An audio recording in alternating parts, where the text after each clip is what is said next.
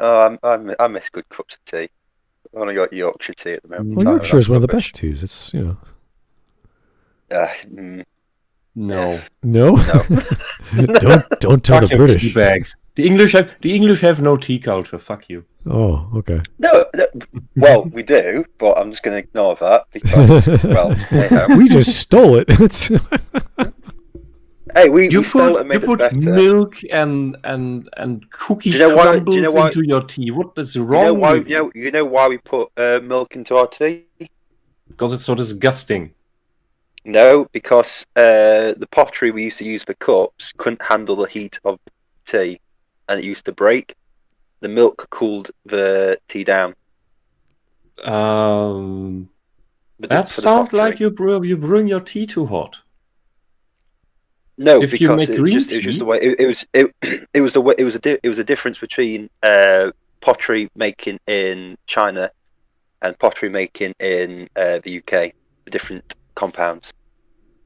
Yeah, but you couldn't even take a 60 to 70 degree water? It was just because we didn't have. It's really complicated how it works because. Wow. But over time, it got used, and people just got used to putting it in.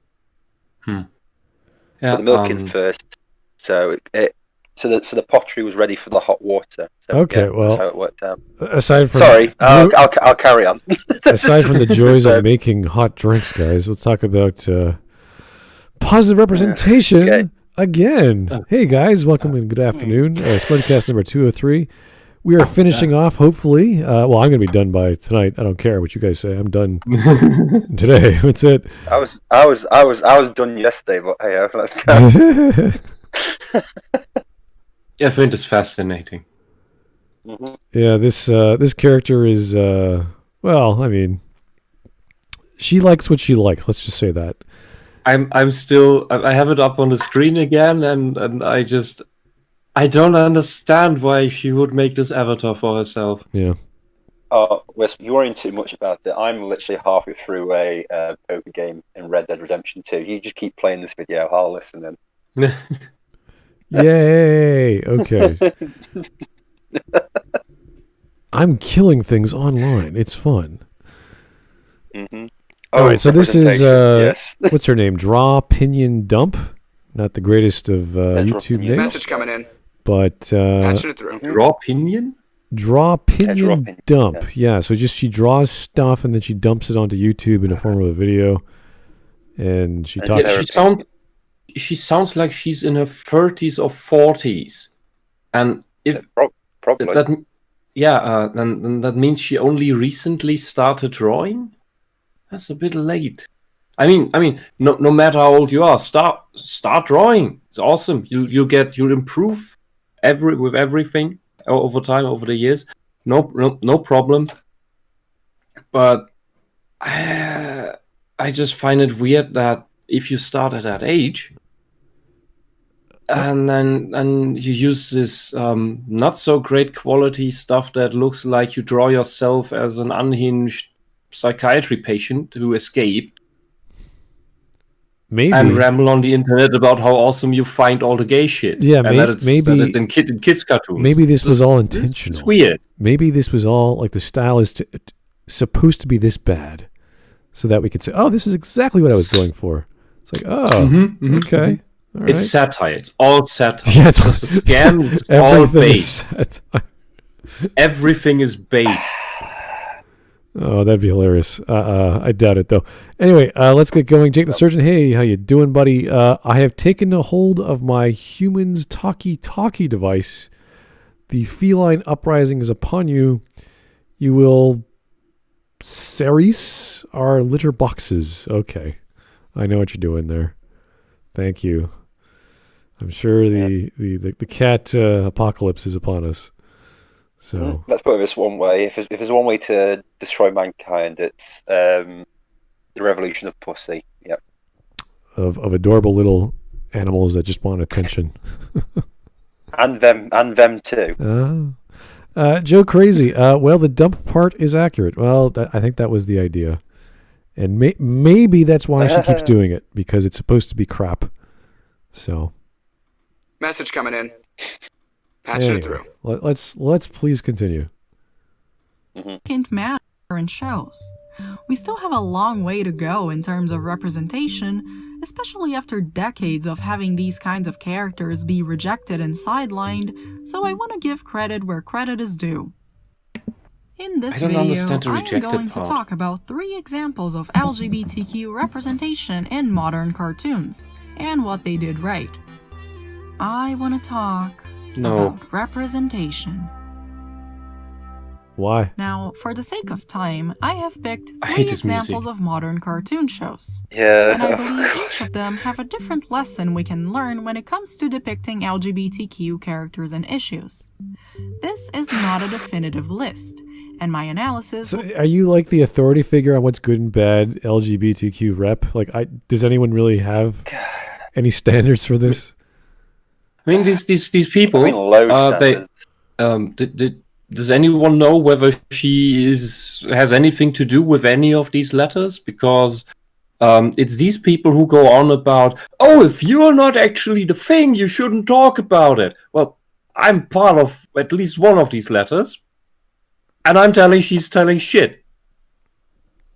She has no idea how to properly represent anything. I ranted about that yesterday. These people don't know they don't know how reality works. Yeah, to be honest with you, I just remember how boring her voice is, and I was like zoning out. It's this kindergarten sing song. Oh. Yeah. And then there's music. The music's too loud, by the way. If you make videos like that, you can have background music. Personally, I find it distracting, but you should never have it anywhere near the volume of your voice. Mm-hmm. Yes. And a lot of these people have the music way too loud. Yeah. Will be focused on 1 or 2 specific aspects of their storylines, so please forgive me if I don't mention a certain episode or a character that you like. This is not a complete guide to gay cartoons, and there are still points to be made aside from the... What the hell? Can you imagine? So here's my book on gay cartoon.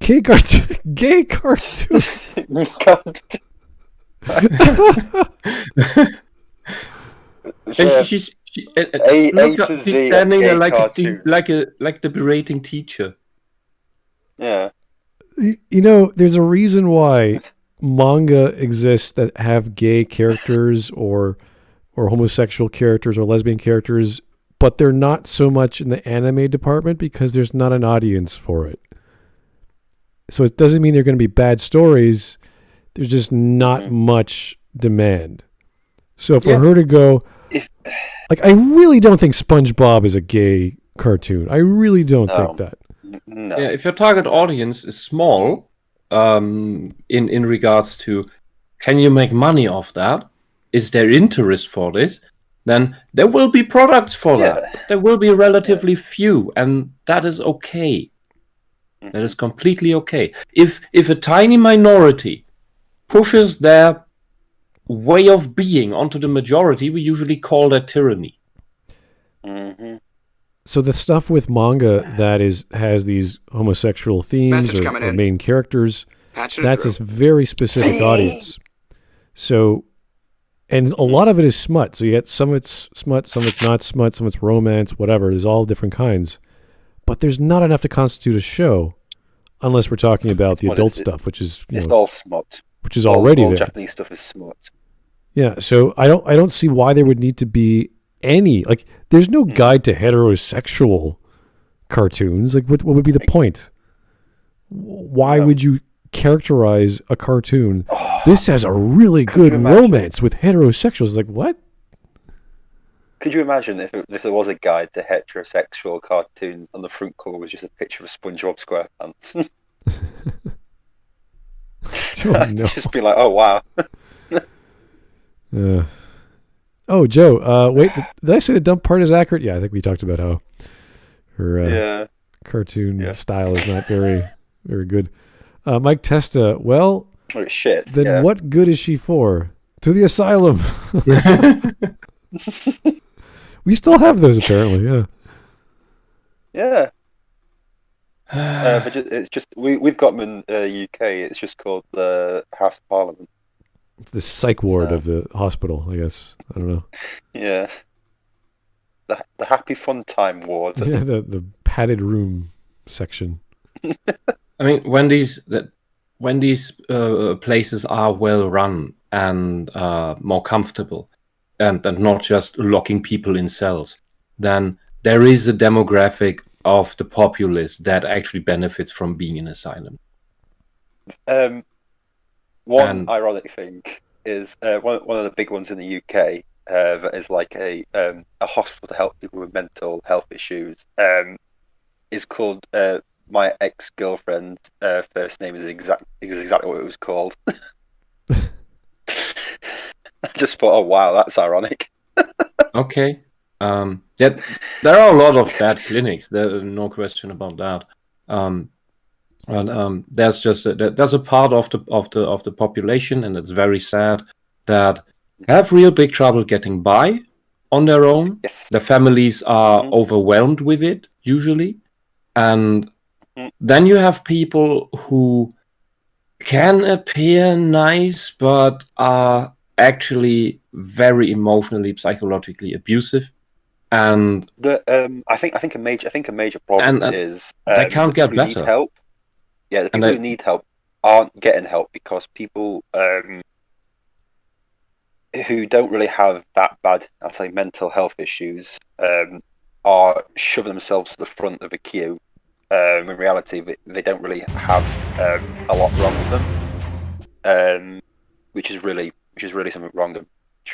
Yeah, and the other problem, and this is a very difficult topic to talk about, is people who seem relatively normal for some time, and but what actually happens is that they constantly abuse the people around them in subtle ways, and that drives many people into depression, into complex trauma, and has a huge impact on, if you will, so first on the health of those people, because you can't really help the people who cause this damage. Message coming they in. just keep on doing this. Patching it through. And what that leads to further down is a lot of economic damage, because the people who get this constant abuse,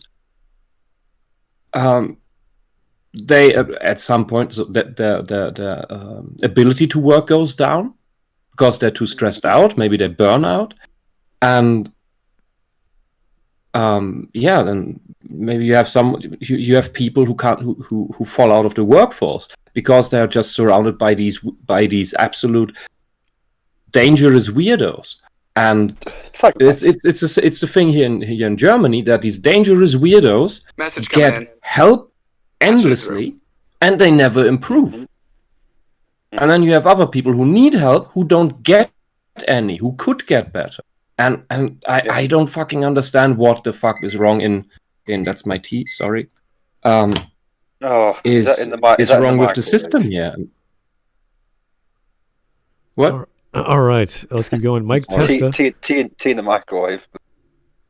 No. It could be an electric kettle, you never know. One of those fancy ones. Yes. That poor people can afford. Mike Testa. It's called compensating when the music is louder. Oh, okay. I don't know. Yeah, on that point, I am verified autistic. My mind latches on to patterns all the time. So when this is a very short loop of music here, my mind latches onto that and is drawn to that, and I have to concentrate really hard to hear what she's saying because my mind constantly wants to listen to the music, although I consciously don't want to. And so here you people who go on about white knighting for everyone, why do you make it so hard for autists like me to listen to you? That's very ableist. Oh dear. Jake the Surgeon. Sorry, my cat took a hold of my phone. Okay, got a very interesting life you lead there, Jake. She's been very excited since learning about the founding of the USSR. Oh. Awesome. Sorry, I guess your cat's the real story. Never mind you. Jeez, holy, what's going on with your cat? Yeah. Jake, get off the phone. Put your cat back on. Don't trust the cats. They're plotting world domination since they were domesticated. Mm-hmm. I still remember a comic. I don't know if you guys ever hang out on TV tropes. I do a lot just because I reference things a lot. Yeah. But there's a TV trope called Author Tract.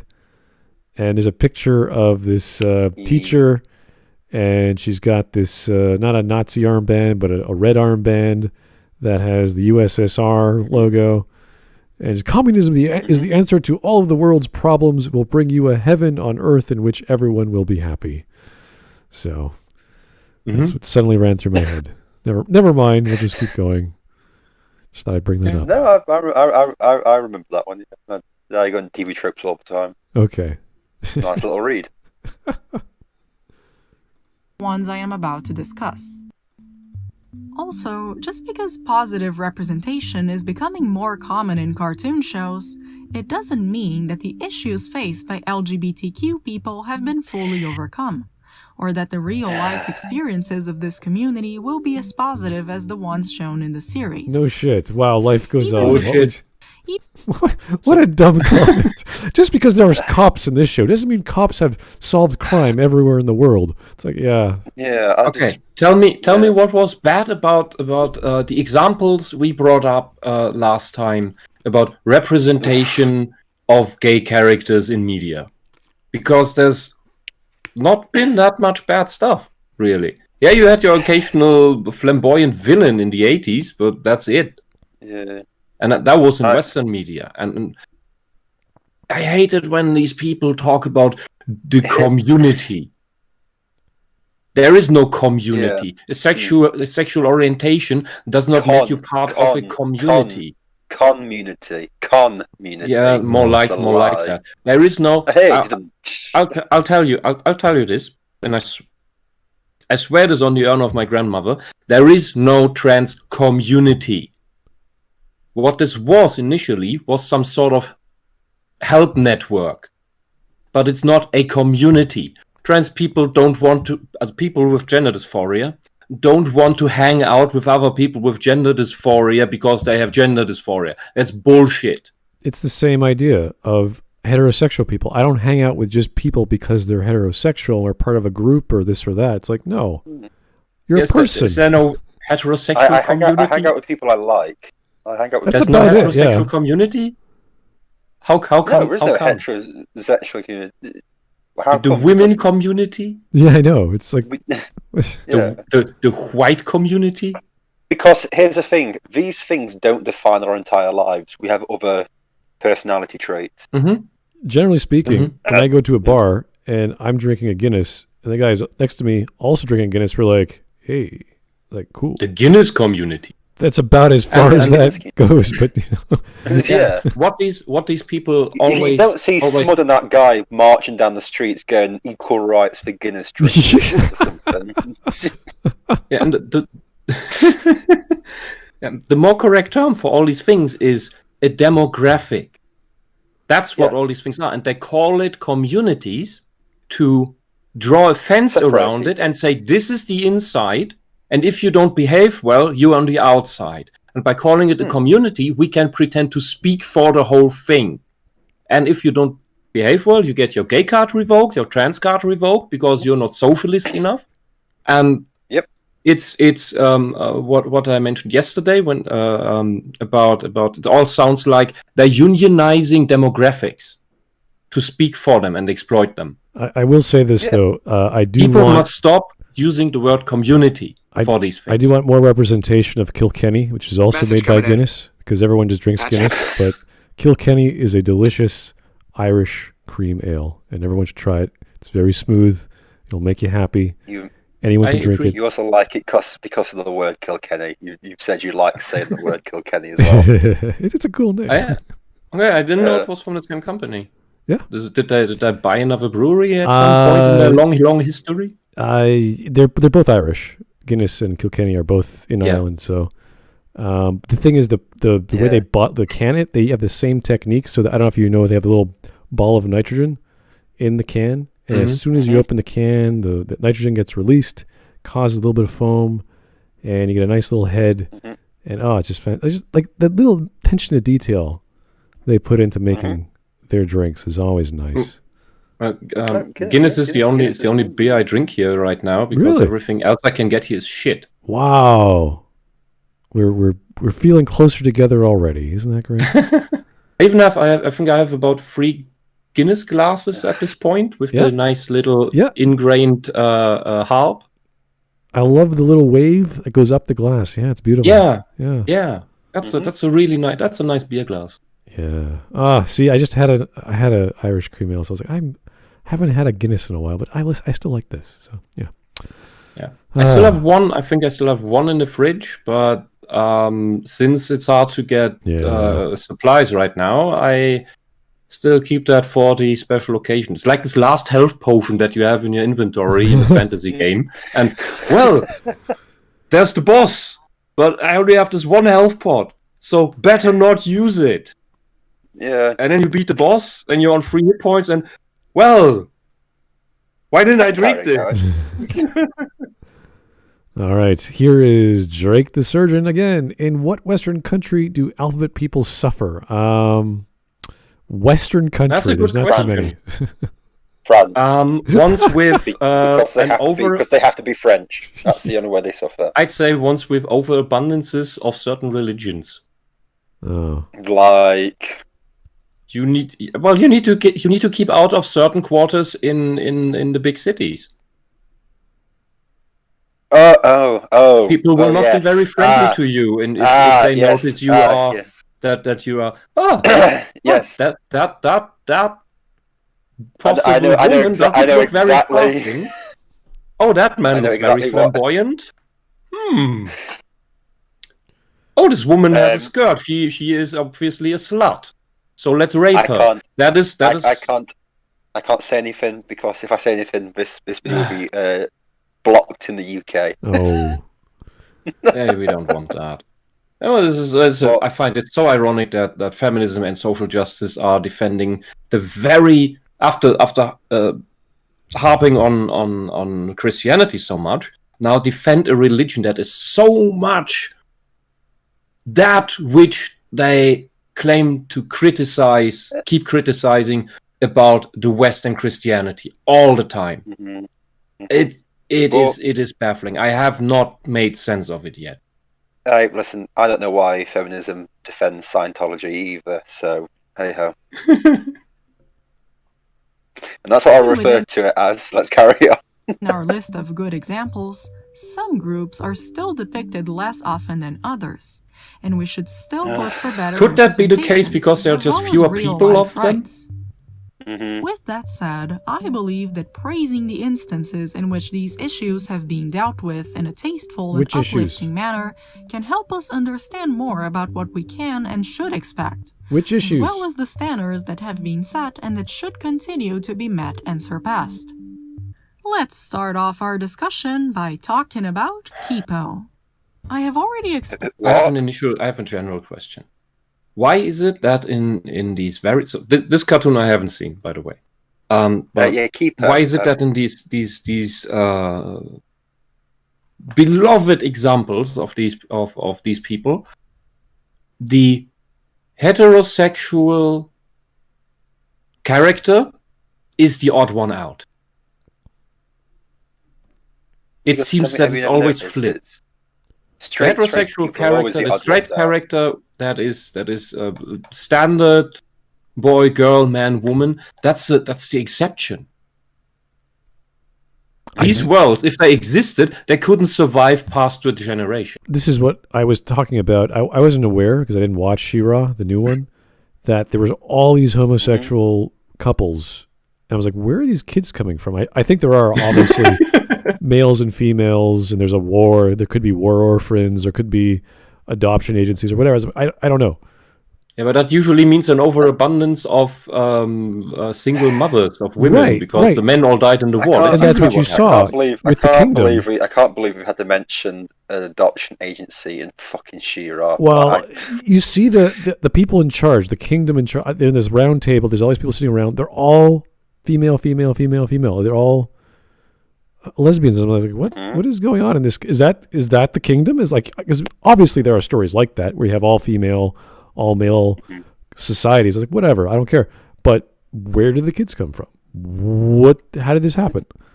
Is this natural? Has this gone on for centuries? Like, because we're talking about Shira. Shira's been going on for thousands of years, or at least the original was going on for, however long, all this eternal battle or whatever. Some weird apocalyptic world, if you think about it. I just want to know. Yeah. Anyway. Or this Netflix series in my channel before, so I won't go into too much detail. But for context, Why? Kipo is a series about a post-apocalyptic version of Earth in which animals have gained human-like intelligence through mutations, and the actual humans were forced to retreat underground in order to keep their communities alive. This is horrible animation quality. We follow the adventures of Kipo, a girl who finds herself lost above the surface after having spent most of her life living below it, and now she must find her way back to her father. Throughout her journey, she is joined by other humans, such as the unfriendly wolf and the cheerful Benson. When the series begins, Kipo is 12 years old, but she actually turns 13 about halfway through the first season.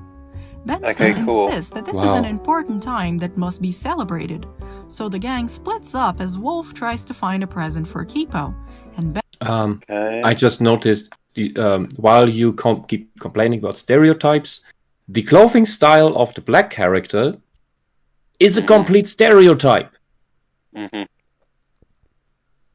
Benson takes her through a birthday journey. He brings her to an amusement park that is also a safe zone for humans, trying to show her that the surface world isn't so bad after all, and that there's still beauty and love to be found. This is because in the post-apocalyptic world... Oh, I swear to God!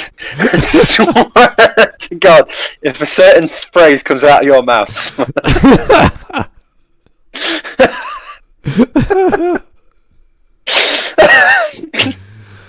Oh boy, I love it. Anyway, sorry.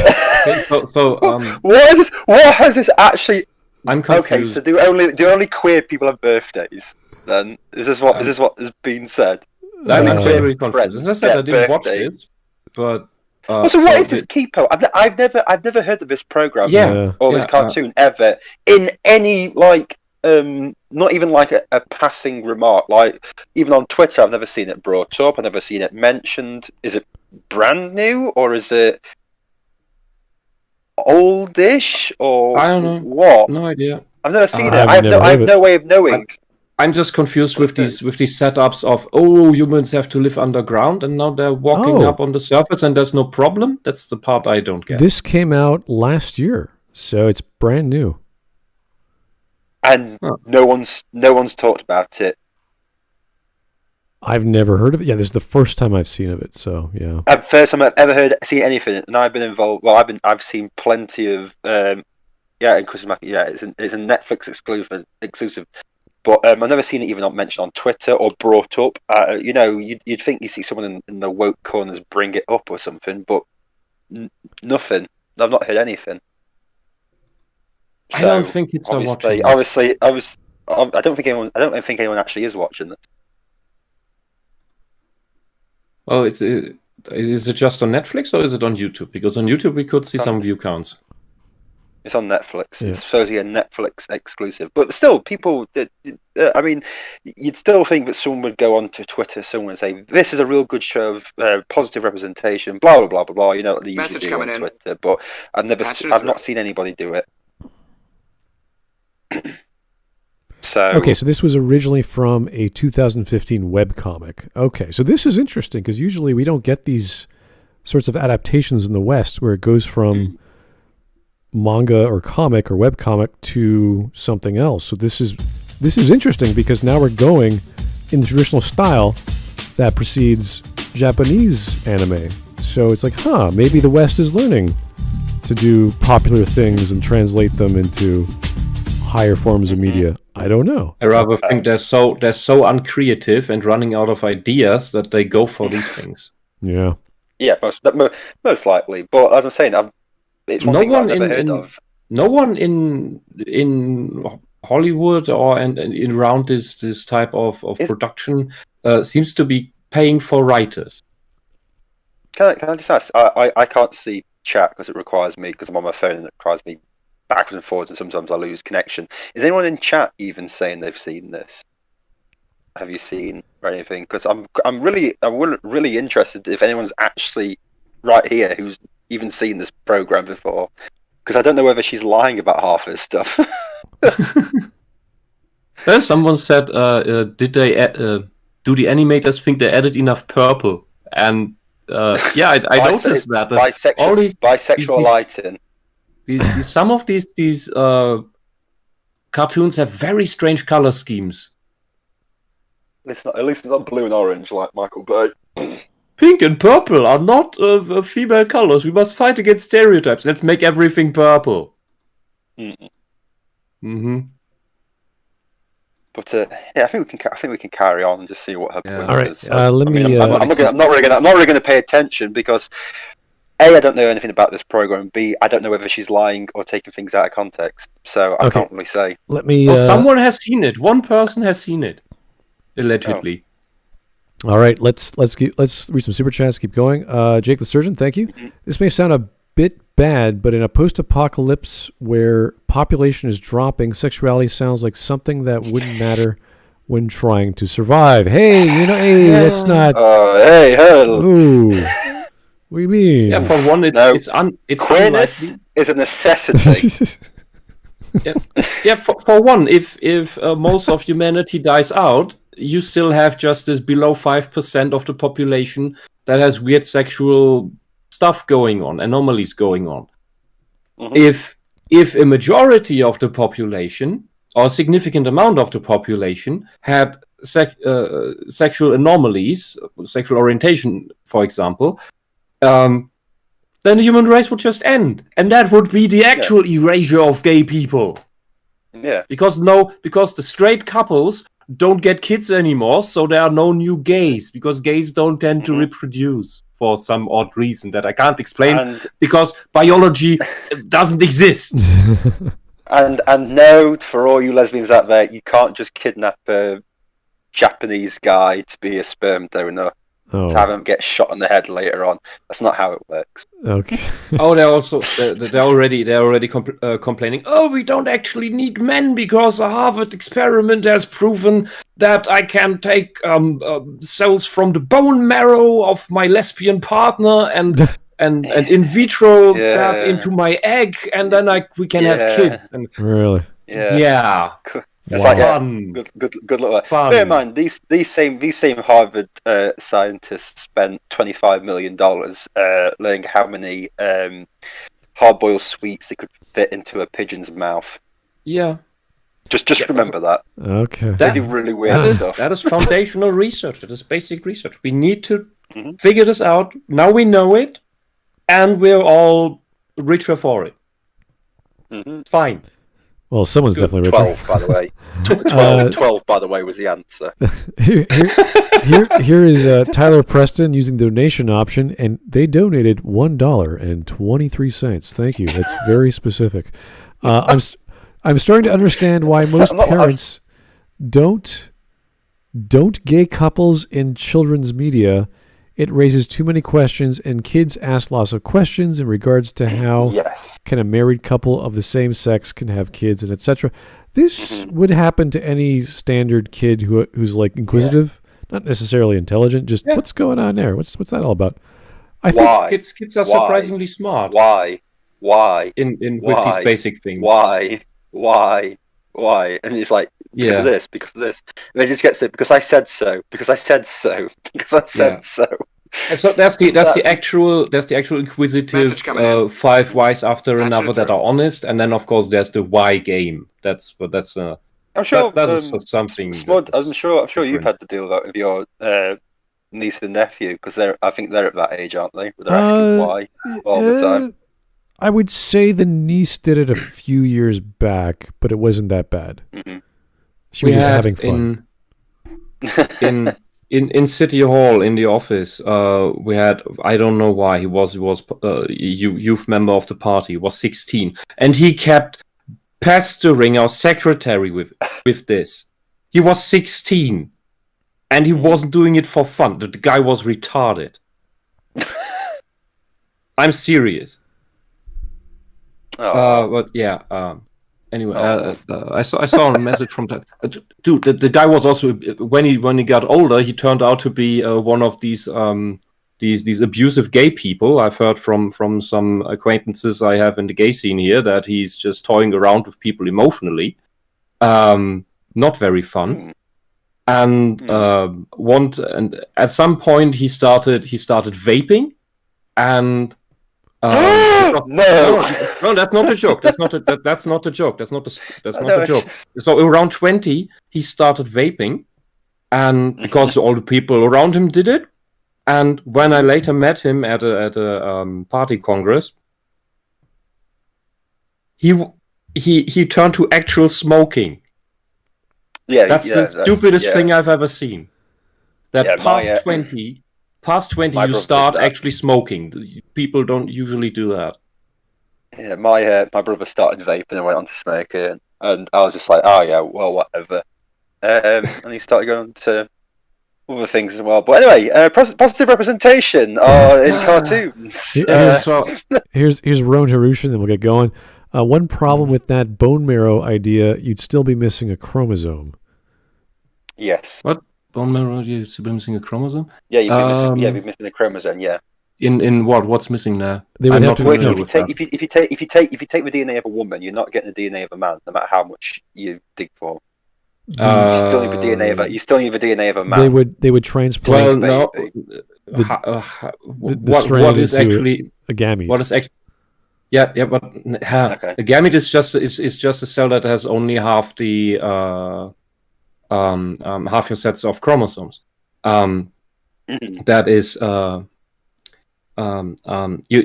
are several they're haploidic cells. You have other areas in your body where you have haploidic cells, like I think in your eyes somewhere, and somewhere around your armpits.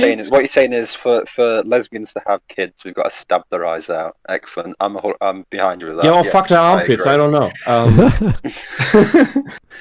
No. Either. This is a bit weird. No. The dude, if your semen, half of them are loaded with X chromosomes in the 23rd pair, and half of them are loaded with the Y. That's how a boy or girl comes out. Yeah. If you take these weird haploidic cells from the bone marrow, for example, out of a woman, then the result will always be a girl, 100%. That's all it is. And once this super high-tech technology breaks down, humanity will just die. Yeah. I just saw this line from Tyler Preston, who said that apparently purple is also the official color of transgender people. I've not heard that. I've only ever heard it being bisexual lighting, and that was we take it as a joke. But that's I don't. Dude, the joke is I'm trans and I haven't heard of this. These activists come up with all this weird shit and these stupid flags and everything, and I don't fucking know. Yeah. So yeah, I'm just waiting for them to make an anthem for every sexuality. I'm still laughing about what was it? The NHS and the gay community in Britain are about to have a falling out because the NHS has been using the gay flag for like unity with COVID, and the gay community, the gay activist community, doesn't like it. Well, because they don't want unity. Yeah, they don't want unity. We don't want. We want to be separate from all of you. We are special. Look at us. Do as we say. I'm like, yay! Take the D. They eat themselves. So hooray! All right. Well, it's not you only have to mad people in the rainbow thing but at this point. That's why I keep calling it rainbow fascism by now, because it's just authoritarian, abusive psychopaths. There are no good people in there anymore. Because they have ostracized them all. Everybody who's halfway decent, sane, has empathy, has a conscience, has been driven out. If you dare ask a question, you are driven out. Especially if the more wrong the question is. It's cancel culture of the sane and empathetic. All right. We can carry on. Kipo is rather touched by this experience, as she has just spent the past week being chased down by several animal gangs. A whole week. And she starts to see both the surface and Benson on a different light. And as I'm watching this, I can feel myself growing tired before anything even happens, because I've watched enough cartoon shows to know where this is gonna go.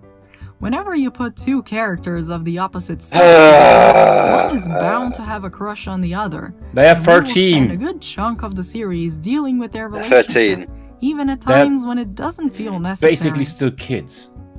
Yeah, instead, Benson just says, "I'm gay."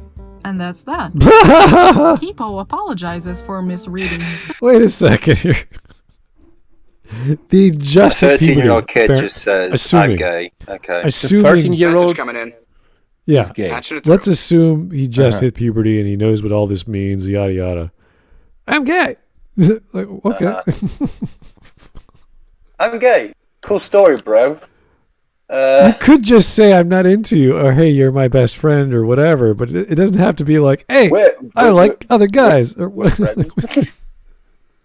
Hey, I like dick. It's like, yeah, cool. You're 13, and you are 100% sure about that. In a post-apocalyptic world. Apocalyptic world. Yeah. Are you sure that you like? How would you know? Do you bump into a lot of gay people? This raises a lot of questions that I'm not comfortable asking. With kids who go through this, who go through puberty, there is sexual confusion. Yeah. Some kids mistake their random hard-ons for, am I attracted to this or that? No, that's just your body being weird, being overloaded with hormones and teenagers. You get a hard-on everywhere. It's just unbelievable. It's random. I've been there. It's special. Why now? Please. Yeah. I have to concentrate on this math problem. What the fuck? Hawk, would you like to come up in front of the class and solve this problem? No, miss. I'm fine. I'll stay sat down. Actually. Yeah. No. Come on up and answer it. No. Seriously, miss. I'd rather I'm disabled. I can't walk. Yeah. But for many kids, this is a phase of sexual confusion. That's normal. That happens, and by the end of puberty, for most of them, that's gone. Just like the potential gender dysphoria. That's usually only when kids are suffering from this, we call that sexual maturity crisis. There is a definition or diagnosis for this in the ICD-10, and this is. If your kid has trouble with this, you don't diagnose it with, your kid is gay. You diagnose it with sexual maturity crisis because your sexual maturation distresses you. And, this character is obviously not in distress. By the way, this is also how you should diagnose claims of gender dysphoria, or rather the lack thereof, as they now claim that everything is trans. You don't need the medical condition for that for some reason. Fuck you, people. Is that you should diagnose them with that, because gender dysphoria in most cases also diminishes, goes away naturally in almost all kids by the end of puberty. It's very few where it stays, and that's the only ones that need medical attention. And so this boy is 13, and he knows 100% for sure, and is at peace with himself that he's gay. I don't buy it. No. That is, if you have kids like that, they are usually very flamboyant. Yeah. And this character is not very flamboyant. Well, it's kind of hard to tell in a world where everything's pastel colors at nighttime. Mainly purple and pink. Yeah. The wood is purple. The black of the black kid is purple. Yeah. Also, I'm no offense, but it's easy on the eyes. I guess. If I see titles, I'm not really interested in 13-year-olds going through relationships and stuff. I feel I'm a bit like, okay, cool. It's just like I'll be quite honest with you. I find it. I am uncomfortable today, weird. And I was uncomfortable at that age. Had I then seen kids' cartoons where they talk about sexuality and sexual orientation, and which essentially means fucking, because that's what that is about. Your attraction is in the end about fucking, and I don't want to see kids at that age go about that, and I didn't want to see that when I was at that age. Yeah, it's very... When you get to the 15, 16, 17 range, that's a different story. Yeah.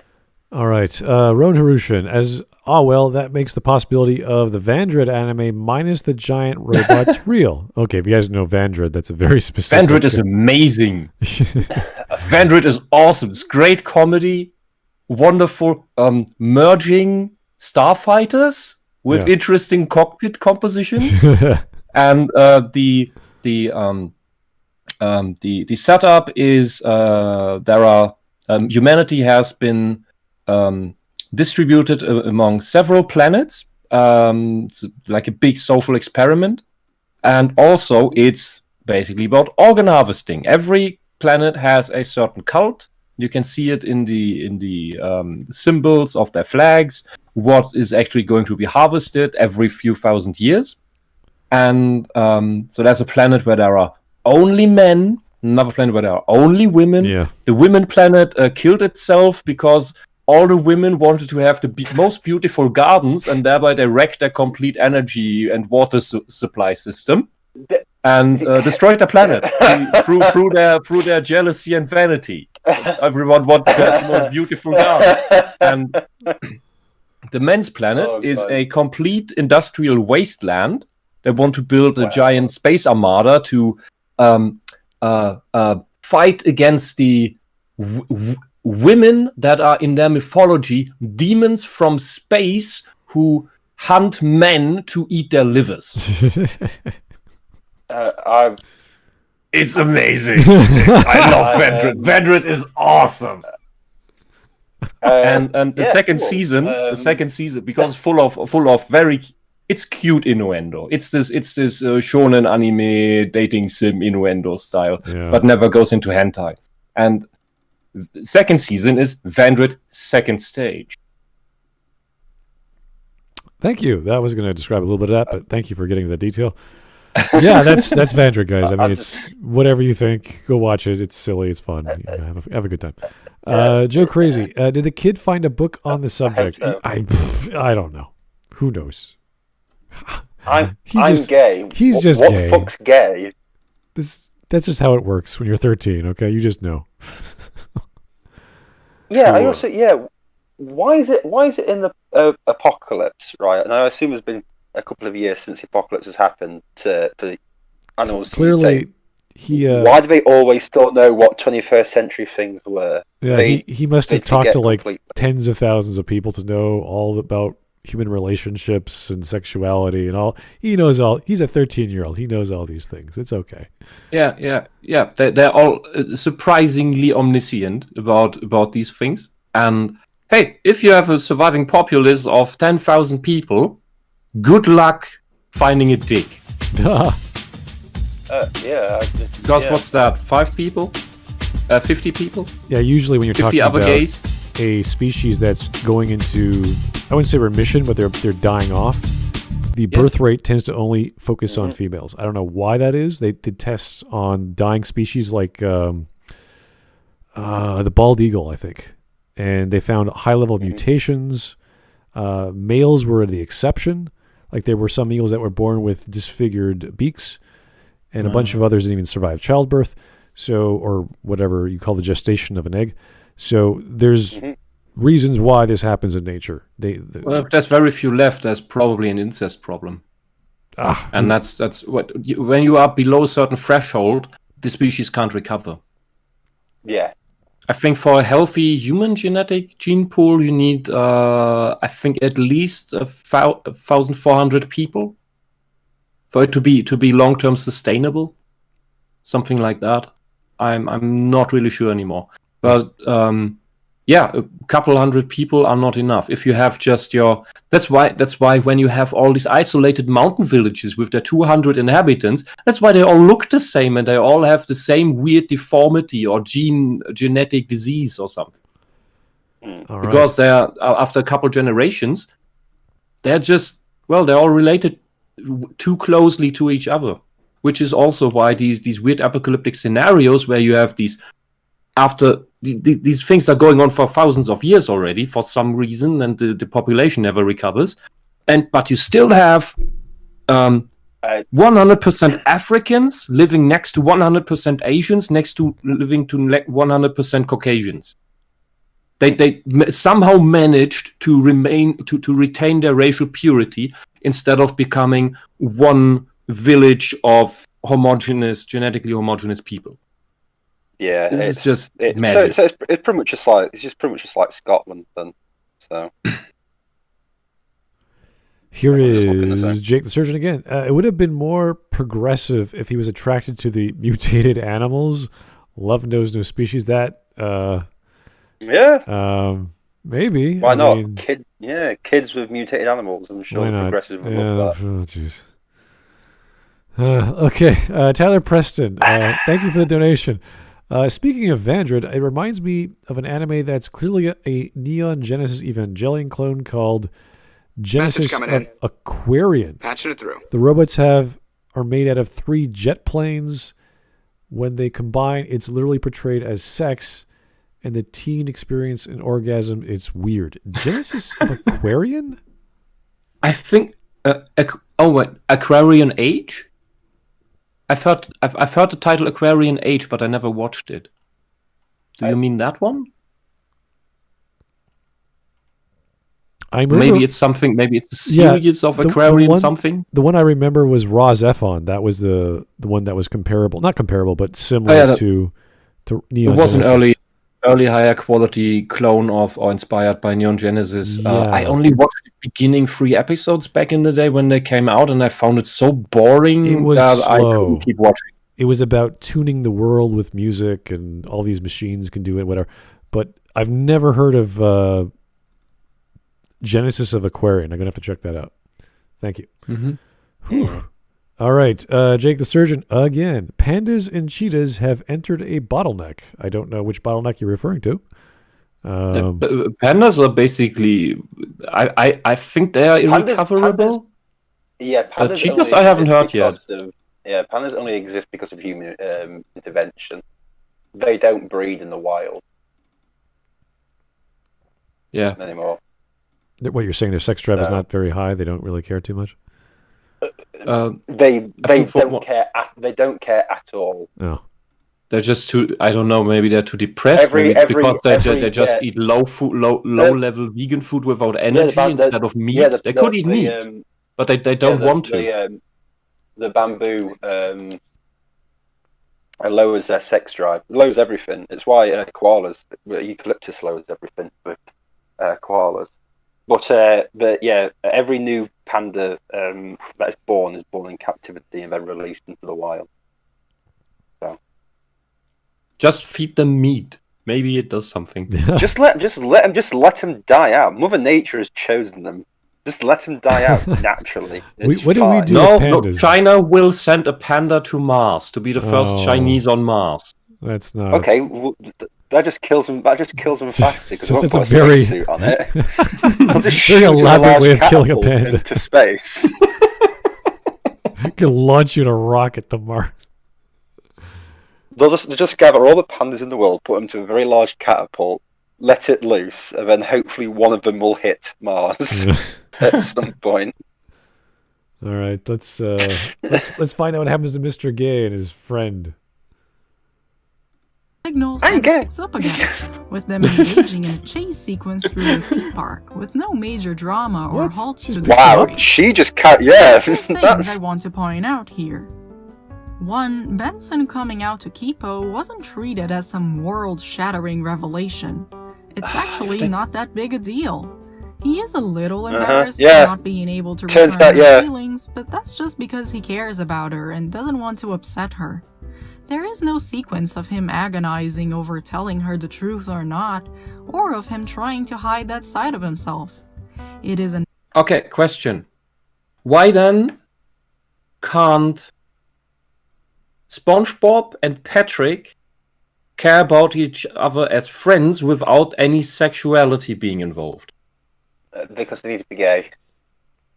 But it's okay here. Why isn't it okay in the other thing?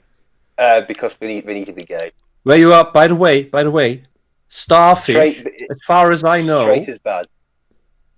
As I know, are also non-sexual reproducers. Just like sponges. Yeah. I may be wrong, but I think there is a... I'm not going too deep into my sponge and starfish knowledge here. I'm just here for a good time. I would say the fact that he even mentions it is enough to make you go, "What? Why?" Like it's so jarring to have this in a kids show. All he had to say was, "I'm not interested. I don't have feelings like that," or whatever. Like a nice way of letting someone down, or whatever the case may be. Because they're kids. They're 13 years old. This is not a big deal. So for him to say that, it's like, what? Yeah, That's a strange topic to bring up. Also, at 13 years old, no offense, most boys aren't into girls anyway. Girls are icky. It's a bit like, just really strange. Ooh, girls, ooh. Boys take a little longer to understand their sexuality in the first place. You get a boner very early on, but you don't really, at least from my memories, that's message coming in. Not instantly, I want to bang a girl. That's not there. If you're in a post-apocalyptic world and you're doing all these things with your friend and you're showing her a good time, like you're obviously close with her, you're not romantically interested and she's trying to be romantically interested. You're like, well, listen, I just want you to know I care about you, but not like that. And I wanted this night to be special for whatever reason. Like, go with the scene, go with the setting, go with the characterization. Don't just go, yeah, I am ABY chromosome blood type. Like, don't start throwing crap at the audience. Like, he knows his genome perfectly. He knows what he wants out of life. I'm gonna grow up to be this or that. Yeah. And I have all these aspirations, and you're not part of that. And what it's like, okay. Thanks, kids show. I really needed to know all this information. It doesn't help the audience to do this. Message coming in. I just know something I wanted to say about the animation. That's just running in the background. They have nice sky backgrounds. But one thing you can easily distinguish between Western animation, especially the modern one here, and anime, is you have really clunky, hard animations that seem to be lacking in betweens. It looks really weird. Maybe it looks fluent to you. I don't see fluent movements in this thing. I had the same problem with Avatar. I had the same problem with other shows in this kind of style, where to me, it just looks like several still images after another. I don't see the motion because there is the in-between frames are missing. This is because they're cheap, and anime still does the in-betweens a lot. Takes a lot of care for frames. Of course, there are cheaper shows too, but all the Western things I see nowadays, they all have this super stocky animation style, and this is what I also hated about the Castlevania cartoon. And that's for some reason Netflix tried to sell that as an anime, like the other thing about the Greek gods that studio's now doing. Right. Netflix original anime. That's a cartoon, for fuck's sake. And you can see it in the animation style. These things would probably benefit a lot and get a few more viewers if they would make the animations a bit more fluent. It's just something I wanted to get off, because I just look at this and I just see a bunch of still images. All right.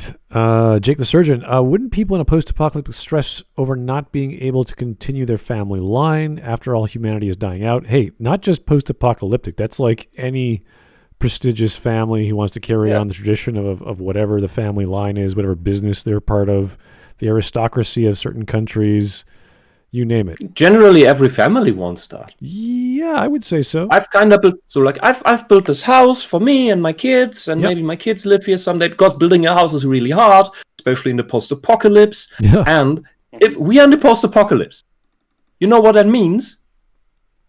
Healthcare is shit. Yeah. Child mortality goes up because we don't have healthcare anymore. What does that mean? Parents have a ton of kids because you need to get the basic agrarian shit going.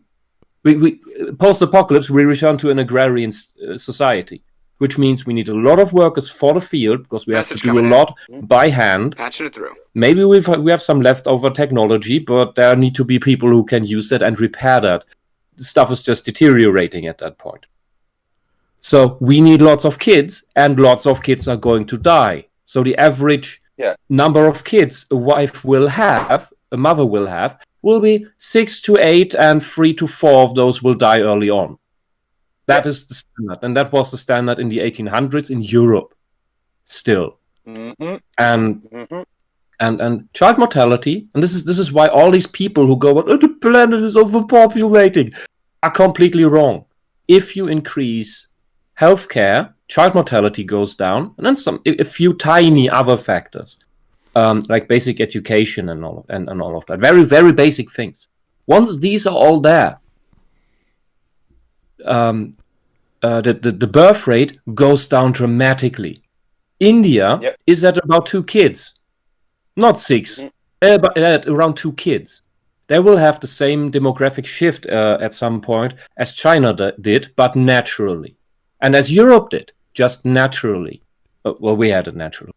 But this happens naturally. And when you go back into this destitute post-apocalyptic state, then women are going to have children. That means for 6 to 8 years of their lives, they will be pregnant, and then you will have a slew of you will be caring for the kids all the time because someone has to, and they will be hanging off your teeth because you're not getting formula. That doesn't exist anymore. And if they don't feed off your tit, your child's gonna starve, you fucking asshole.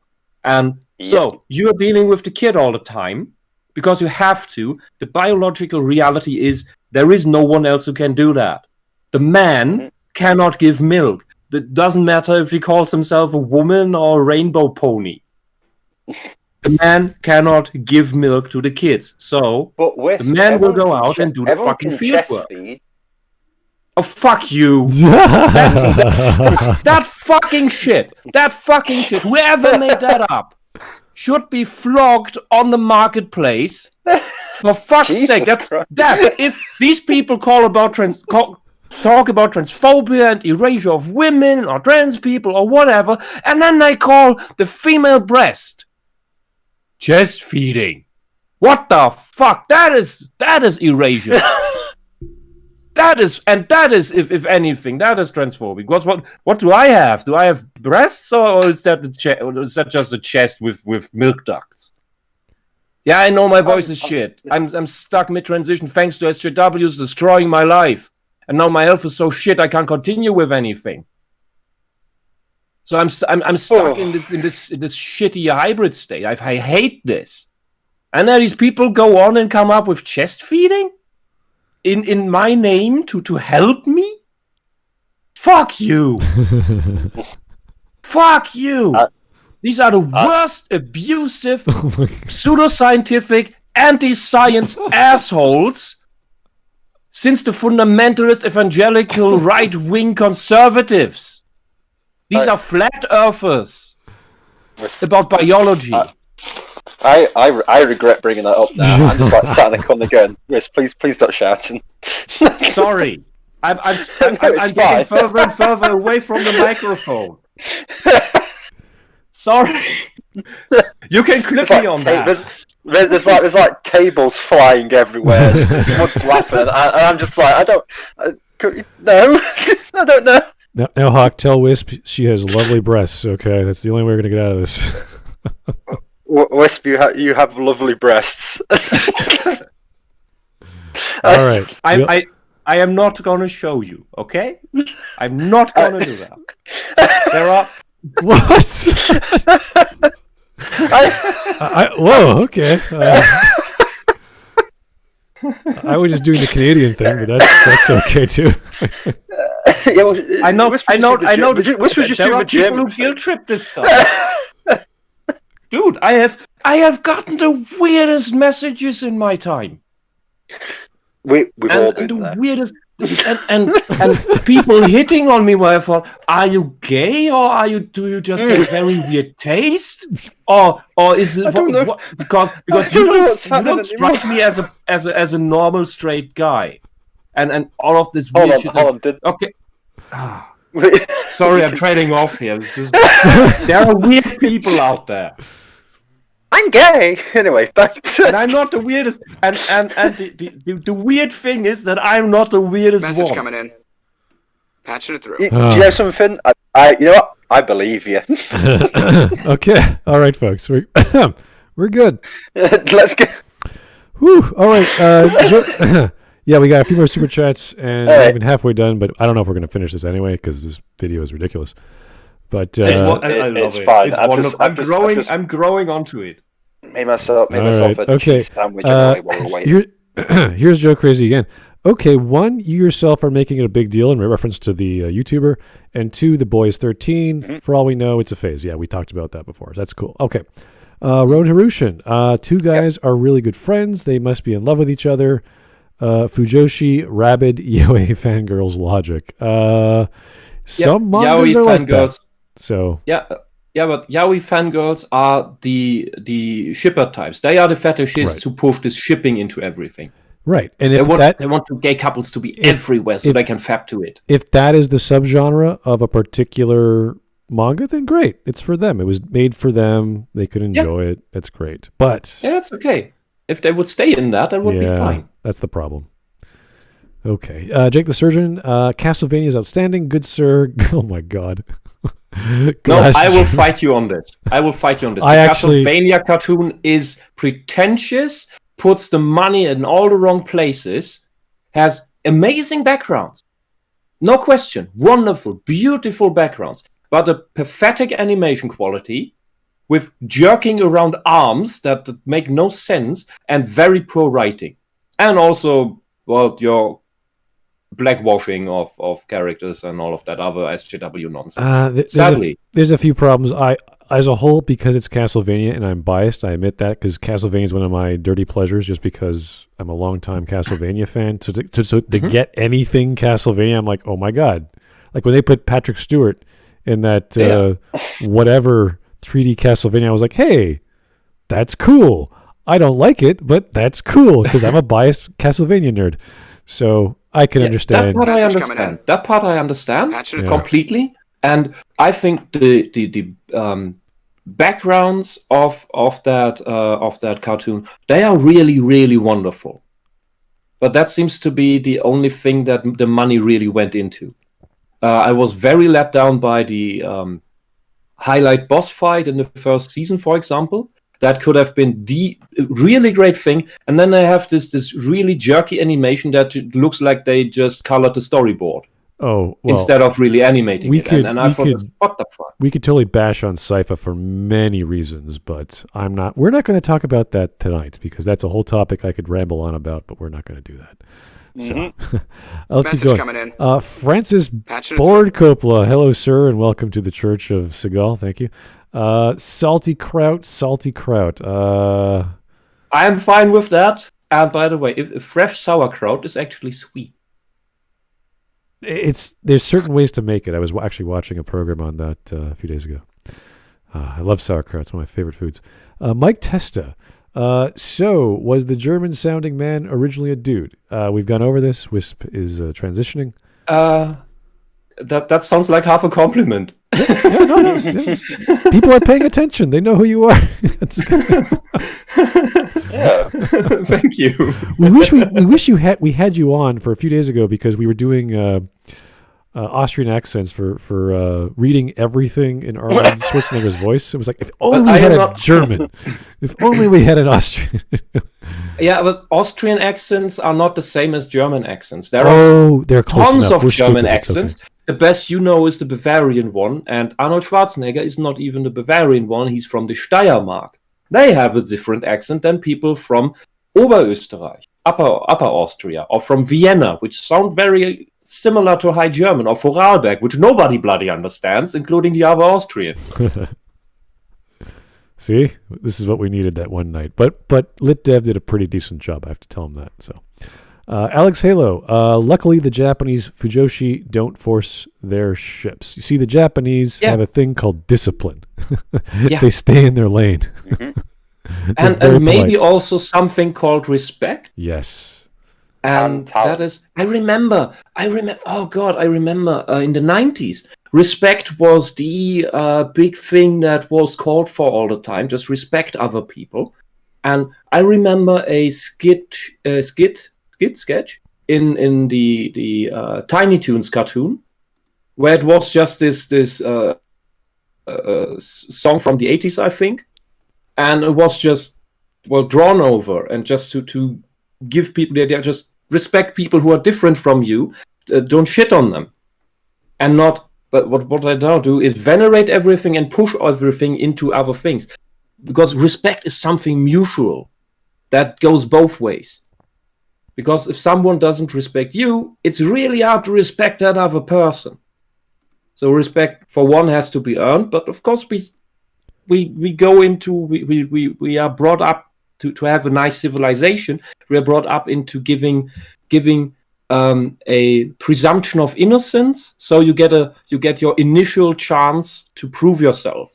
And the SJW types and these black racists, they don't do that.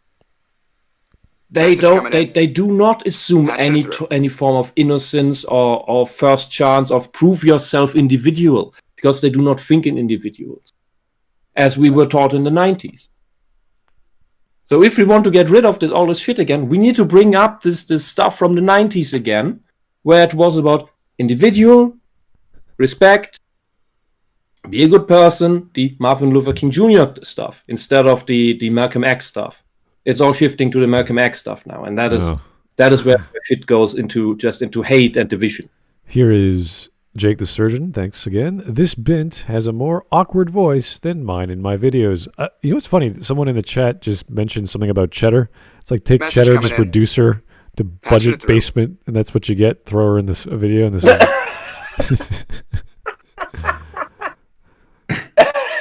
No offense to Cheddar, of course, but I'm just saying. You know. Yeah, but it is budget. Yeah, it is. Yeah. Budget Cheddar. Yeah, it is. Yeah. Oh, that like her artwork's a lot better. Yeah. Oh God, yes. Yeah, that's what I mean. It's like you can see like they start off the same, but then like Cheddar has like skill and carries on, and she's just like I'll just there's a mouth that'll do. Yeah. I don't even know what she's doing with the face. I just how do you start and finish like that? I don't know. Anyway, let's just keep going. The eyes make it worse. Oh God, Mike Testa. So I take you were brainwashed to become a girl, or are you talking about Wisp will talk your ear off about this topic. We're not going to go that way. I'll try to keep it in 3 sentences. No, I had to deal with this. Thankfully, in quotation marks, long before this SJW stuff came up. That's why I can be quite sure that I have the actual problem and not some stuff people talked me into. I never wanted this. I wanted to get rid of this. I wanted alternatives, but in the end, I had to make a decision of either I try to give in to this shit, accept this shit, make my peace with it, or it would. Well, I wouldn't be here anymore, because it's very slowly over years, over decades, building psychological distress. It's like a grain of sand every day, and eventually you'll have a really fucking big mountain on your shoulders. Or rather, if you are the sandcastle, then there's just no sandcastle anymore. Right. It's kind of like that. So this person's name is Wisp. That's how we go by on our Smudcasts. We use our Discord names. That's just how it goes. So if you guys don't know, it's Hawk on my left and Wisp on my right. So there you go. All right. I don't think we're going to get done tonight. You'll ever see me on the left, by the way. You're on the left. On my left. Okay. Left of center. The way Canada should be. Oh, Canada. Yeah. Natural, nonchalant revelation that brings no trouble to the parties involved. This scene is a great example of how to normalize LGBTQ identities. Why? Showing the viewer that they don't have to be treated like something heavy. Another stupid word. Coming out to your friends doesn't have to be filled with drama. And it's also cool to have a character who is this comfortable with his identity, and who isn't. It's not an identity. The second thing is that this revelation is not treated as a joke or a problem. Kipo gets flustered over barking up the wrong tree, but that's more on her than on Benson. No, it's not. But she quickly snaps out of it. Upon learning of Benson's sexuality, she immediately accepts him and starts treating him as a friend again instead of a romantic interest, with no hard feelings whatsoever. As I have mentioned before, this interaction does not mean that every single... You could say that's a nice thing because she didn't try to turn him straight, as many girls try to. Mm-hmm. They try to. Again, a lot of guys a lot of gay people try and turn straight people gay. Yeah, all this had to do... Yes. All this had to be was, I'm just not into you that way, and that's it. It didn't have to go with anything. I didn't have to show off his sexual... Nothing had that had to happen. Yeah, I've known of guys who wanted to get rid of really pesky girls that didn't stop hitting on them. They didn't get the message, and that's usually that's girls you also don't want to be involved with, because when the girls are hitting too hard on you, that's not good. That's rarely going to be a good relationship. Right. Point being, the way to get rid of them is they told them, "Oh, I'm gay." They weren't gay. They weren't gay. It's just this girl's not getting it. Just leave me alone. Because I'm not into girls. It's either say I'm gay or whack him over the head with a spade and bury him in my back garden. So I'm going to go with the gay option.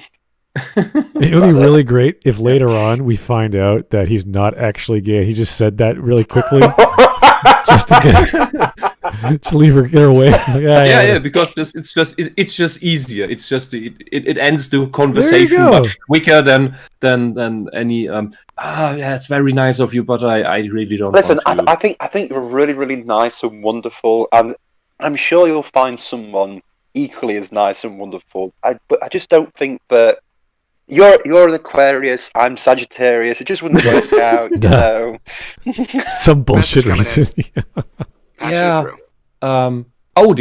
astrology stuff can also work if you know your way around that nonsense. Oh my god. However, you can make the argument that this is relatively okay. It could be worse, but this is aside from it being 13-year-olds. Yeah. Okay. Here is, I can't pronounce, what is that? Hizap777. Just got here, just want to say whether Hizap. Is that a thing? I don't know. Just want to say whether you like the comedy or not, Brooklyn 99 does inclusivity great without being preachy. At least I think so. I have no clue. Coming in. Okay. Yes. The chief is gay, but it's like, it doesn't mean anything at all. It's just like, oh, he's gay. He talks about his husband. It's like, oh, cool. And you just don't. It just carries on. It's not a big thing. It's not his. It's not his defining trait. I think he has good taste in food. I think I seem to remember watching. Yes. Something about food. Yeah. It's an okay program.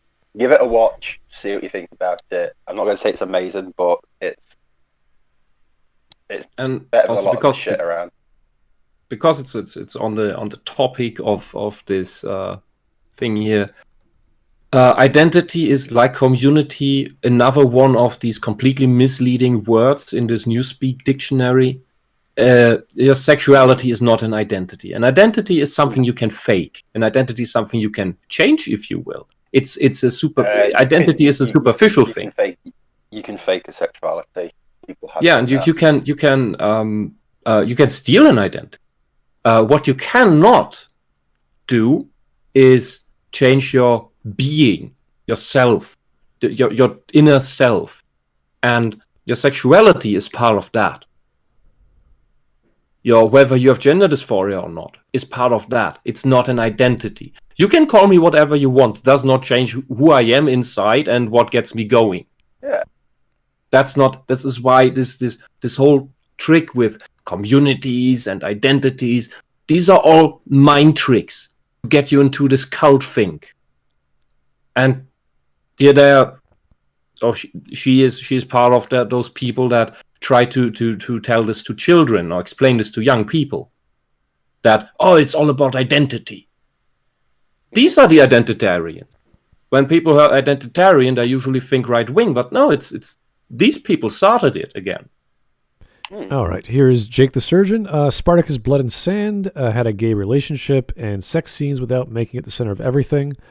Yep. Yeah, that was a pretty much blood, gore, and tits sort of show. So that was like whenever you watch Game of Thrones or something, it's like, oh, wow, there's tits. I love this show. And then it has a story. Spartacus, not too much story. I mean, there was a story. It just wasn't that deep. Wasn't that complicated. So it wasn't as deep as the sex scenes. There you go. Gorgeous blonde women. I will give it that. It's like, wow, Rome had some really amazing blonde girls. Holy jeez. Yeah, but I had with Rome. I tried to start watching it, and I had the same problem that I have with most US made shows. They look great. The shows look great on the surface, great props and everything. But it always starts in the first 1, 2, or 3 episodes. *Halt and Catch Fire* had the same thing. Always, here's a sex scene to get the audience hooked or something. I just wonder, why do you include this in a normal TV show? If I want to watch porn, I watch porn. Why do you put this in a normal TV show that is supposed to have a story? If you want me to know that these people are fucking, then you can do that in a more tasteful way. It's the same way that I despised when Amazon started making The Expanse after they took that up again. Oh yeah. And completely fine, shows completely fine all the time, and then Amazon takes over. And aside from deciding to make strobe light effects for some retarded reason, I think it was the 2nd or 3rd episode, and you get a sex scene with what was his name? The favorite character of everyone, Amos. And it's not anything sensual. It's hard fucking. Mm-hmm. This whole show came. Worked without that, and now suddenly, for some reason, in the what was it, 3rd, 4th season, they need to do that. This is a bit when you start your series to get people into it, which all these American shows do. Okay, I have made my peace with that, and I just get through it so that I can watch get to the part where the actual show happens. Why do you do that in the middle of your fucking show? Well, I will say that Lucy Lawless did look pretty darn good in Spartacus. There was Lucy Lawless? Yeah. Oh, Spartacus. Yeah. But yeah, you're right. When it got picked up by Amazon, different ways of storytelling, for sure. Worse writing. Yeah, the writing, for sure. Joe Crazy, hey, being balls deep is important to the plot. Oh, Wisp. Okay. Message coming in. I guess so. Mm-hmm. We're not going to talk about the characterization of that specific fellow. He had a brain operation, I think, in the 2nd season to become even more stoic and uncaring and whatever. Everything turns into when these bad writers take over and they run out of book material, for example, especially. All these things turn into really bad soap operas. They still have these giant budgets and look amazing, But the writing turns into absolute crap soap operas of the level of, oh, my secret twin turned up while I am in coma, and it turns out my girl was pregnant with my best friend after I woke up, and now I have leukemia, and now other people are fucking, and it just devolves into this soap opera nonsense. I thought you were going to say, and now other people have leukemia, and now just... Yeah, but it's still due to the high budget. It's still amazing visuals. Last season of Game of Thrones, visuals look good. Disney Star Wars, visuals look good. But there's absolutely nothing behind that. Oh boy, let's not go that far away from this topic. Okay, we're almost 9 minutes in. I guess we can keep going. Stay quiet. Yeah, we can keep going. Yeah, I'm on a roll here. Oh my god, we're learning. Yay. Okay. Yeah. I don't know. I'm just venting. LGBTQ person will have a similar experience when coming out to their friends, if they even choose to do so. No. However, it's nice to have such You're a positive, wrong. light-hearted depiction of this event, showing us that coming out doesn't have to end in tears, and that it rarely does. You watched a cartoon. Stop thinking it does. You watched a cartoon, therefore this is how it happens. Like, oh no, please stop. Can I just coming say, out if you come out to your random. friends and it ends in tears, they weren't your friends. Yeah, coming out is a whatever it is, whether it's whether you're homosexual or whether people usually know in advance. It's just you that had to figure it out and make peace with yourself. When I came out to my parents as English and not British, my mum was in tears. Yeah, but the strange thing was that even with this trans shit, the people I talked about that, here is this thing, I've had this problem all my life, and I'm only telling you that to that because I care about my friends and I don't want this just to have this roll over you. So I took with all of the important people to me, I talked about this for 3 hours at least. Mm-hmm. And answered everything as best I could at the time. Today I know something's better than back then. Thing is,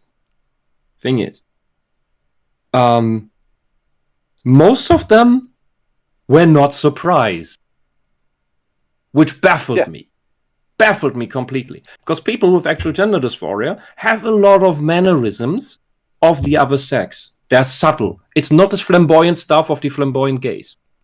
It's subtle things. And other people pick up on that. Some people with gender dysphoria are conscious of some of these things. I was too, and try to hide them because I didn't want anyone to figure this out. And especially when I was bullied in school, but not because I was trans, because nobody knew that. It's just that when you have a lot of mental distress, you are quite exhausted mentally. That makes you an easy target for bullies because they go for easy targets. That's that. So you try to hide everything that might make you stand out. That's a natural response there. All right. Thing is, I just want to say, when people come out, the reaction is completely random. It's not always this nice fluffy stuff. Well, I don't know where she gets this from. There are people who won't be your friends anymore. And yeah, you're right. They maybe never were your friends to begin with. I can't accept you as who you are, what you are. This way.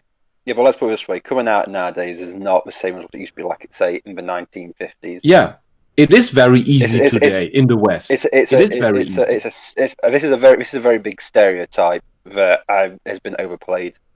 Yeah, you still have these reactions, these non-positive reactions, but most people are just, let's say, apathetic to it. Most people don't give a shit. Yeah, and that is the good thing. That's where we wanted to get, that it doesn't matter anymore. And the problem is all these mad people. Yeah, and the problem is exactly the narcissists. Want to be the center of attention. Yeah, exactly. They are pissed that it's boring now. It's boring to be gay. It's essentially boring to be trans. So they keep on making it about themselves and pushing it everywhere because they want to be seen. All right. Tyler Preston, Smud Talk, Why Netflix Castlevania Sucks. Okay, you know what? I'm down for that. I was going to talk to everyone anyway about what they wanted to do a video on. But I'd be happy to moderate that. We could make a debate. We could make it a showcase. Whatever you guys feel like up for it. I'm going to ask on the Discord who loves it, who hates it, and we'll bring them on. If you want to be part of it, that'd be great. Yeah. Lovely. Yeah, I'll talk about it later. Jake the Surgeon, keep these people away from my Power Rangers. Wow, okay. Even if the Neo Saban era was mostly trash, it was due to good old-fashioned incompetence for not people forcing politics. Are you referring to the movies, or are you referring to previous to the American movies? I don't know, because there's several steps of Power Ranger. So I think I only saw the original season and maybe the one after that, and then the first American movie. And then I heard that this stuff kept going for 20 years or something. I'm not a fan. I don't know, but I do know that movies came out later, and there were later movies as well. And so it's a big. It's kind of like Mortal Kombat just got announced. The trailer just dropped today, and I was like, oh, they're remaking Mortal Kombat. Okay, why not? I've seen there's a Netflix adaptation that looks like absolute trash. I don't know. It's all guns and trash. Everything looks like trash. Special effects. Yeah. I just give it up. Joe Crazy. First, I'm Catholic, and I didn't even make a big deal when one of my buddies came out as gay. Most people don't care, especially we don't. It's not a big deal. If you have friends, your friends will love you regardless. It's totally cool. I'm going to be brutally honest. I don't give a shit about anyone's sexuality. Yeah. It doesn't bother me. Now, if you adopted corgis or really cute puppies, I'm like, oh, this dude is awesome, because everyone loves puppies. Right. Yeah. So when I did this was about 5 years ago when I started getting open with this, and already then it was irrelevant. 5 years ago, and now I see some of these lefty YouTubers that now make this big thing about, I'm trans, we're so oppressed and everything. I think, what the fuck are you smoking? Yeah. Isn't there like a Reddit page where people talk about the disappointment that people weren't angry when they came out? Just watch or read anything. My family accepted me with open arms. I'm really annoyed. This is supposed to be. I was like, whoa, okay, calm down. Yeah. So that's a point. That's very important as well. I'm not looking at Reddit, but I believe that exists instantly. And these stories are very big indicators that everyone who wrote one of these stories is not trans, does not have gender dysphoria. Those are histrionic people. They have histrionic personality disorder. They do this shit because they want attention. And this is a special kind of attention where it doesn't matter to them whether it is positive or negative. They just want any kind of attention. Contrary to the plain narcissist who wants positive acknowledgement for everything. Now, histrionic, it's the class clown who just doesn't care if people think he's an idiot or an asshole or anything, as long as he gets attention. Now, we can compare that to certain YouTubers I know, because I've talked to them or I've tried to communicate with them. We've gone through Jesse Gender. We have Eric or Patricia Taxon. God.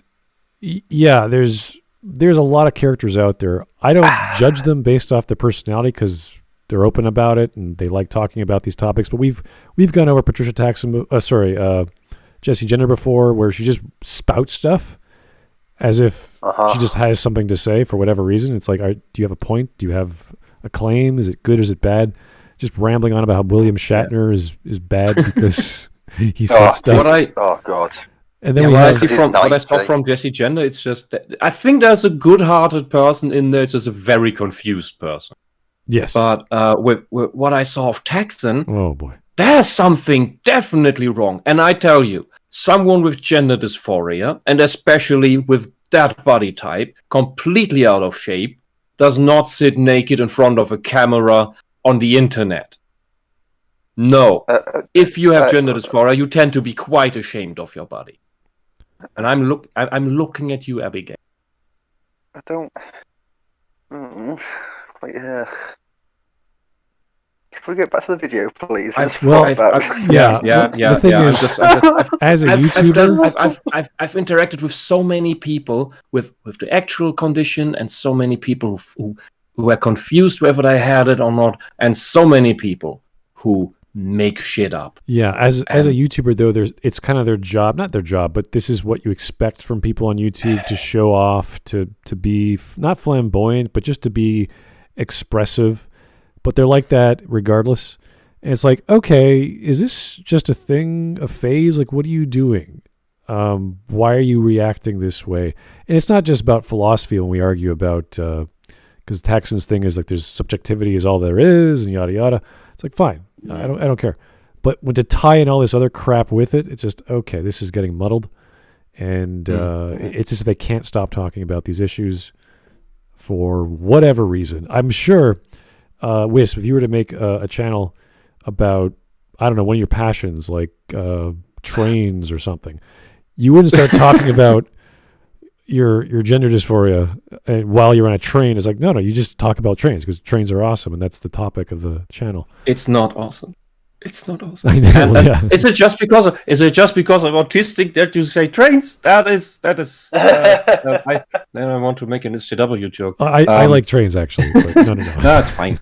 It's fine. It's fine. I like trains. I have not gone on a train in a long, long time. Yeah, but, I in fact do tend to have a channel. I just have nothing on there but 2 streams that I did with a YouTube friend, and he keeps bugging me for over a year to make stuff. It's just simply. One, because of my health, I can barely concentrate, even though I may not sound like it. And the other thing is, I wanted the transition to be done, at least the voice work be done, the voice therapy, before I made content. And now it's just so much time gone that I just I just get on streams with people. It's fine. It's tough. It's tough. I totally understand. It's totally cool. Yeah, and I would have made stuff for at least 5 years by now against this SJW stuff, the nonsense they talk, they spread about this condition and how they fetishize it, and the intricate differences between someone with gender dysphoria and someone who is truly just an autogynephile, someone who fetishizes this, who has a body modification fetish, and the people with the body modification fetish. They don't seem to have trouble with their biological bodies. But the people with real gender dysphoria are very ashamed of their biological bodies because it just all looks wrong. Right. So it's very strange to see a YouTuber prostrate himself at the time with a naked upper body in sexual poses. That doesn't fit. It really doesn't fit. Maybe it's overcompensating. I've seen that in gyms with people with gender dysphorics, but this is one reason why I never watched Philosophy Tube, because it's just I found it repulsive. Oh, I don't want to watch men with sultry voices prostrate themselves and talk sophistry. Oh dear, no, that's not fun for anyone. No. That's just a very, very strange way of hedonism. Okay, let's. So I'm shut up, please. Let's go on. Jake the Surgeon. Saban sold it to Disney, and then Saban rebought it. Okay, and aside from Dino Charge, the seasons ranged from mediocre to complete garbage. Okay, that's a fan and a half. Thank you, Jake. Holy crap! Can you imagine? The thing you love is just complete garbage. It's like, yeah. God, where do I begin? Yeah, I know. What fandom is like that? Remind me of like all of them. Oh. Message coming in. I just want to remember a fandom that hasn't had something shit. I'm like, lucky bastard. Joe Crazy. Neo Saban refers to when Saban got the rights for PR back from Disney? Oh, jeez. Wow. Oh, God. All right, so that's what Jake was referring to. Okay. Evar Jantz. An example of the brilliant writing from the new Mortal Kombat movie. It's a birthmark. What do you mean? He was born with it. Yeah, that's what very birthmarks intelligent are. writing. I like that. What is Well, age? you have to explain these things to the audience. You can't assume that the audience understands these things. Oh dear. I didn't watch the trailers. I don't know. Joe Crazy. Oh wow, Smud. Not all Germans have a thing for trains. Okay, I know. I know. Yeah. So before we hit play, he's up 777 said a really good thing in chat. I really liked PSI Sitch's video on the actual condition of gender dysphoria. And yes, I can recommend that because before he made that, I kept spamming his very, at the time, still very young channel. Watch his video. PSI Sitch, great channel, great fun, awesome editing. And yeah, he did a good, very, very good explanation video. Mm-hmm. Cool. All right. Good to know. Jake the Surgeon, one more time. Well, Hasbro bought the IP, and I hear it's pretty decent. Okay.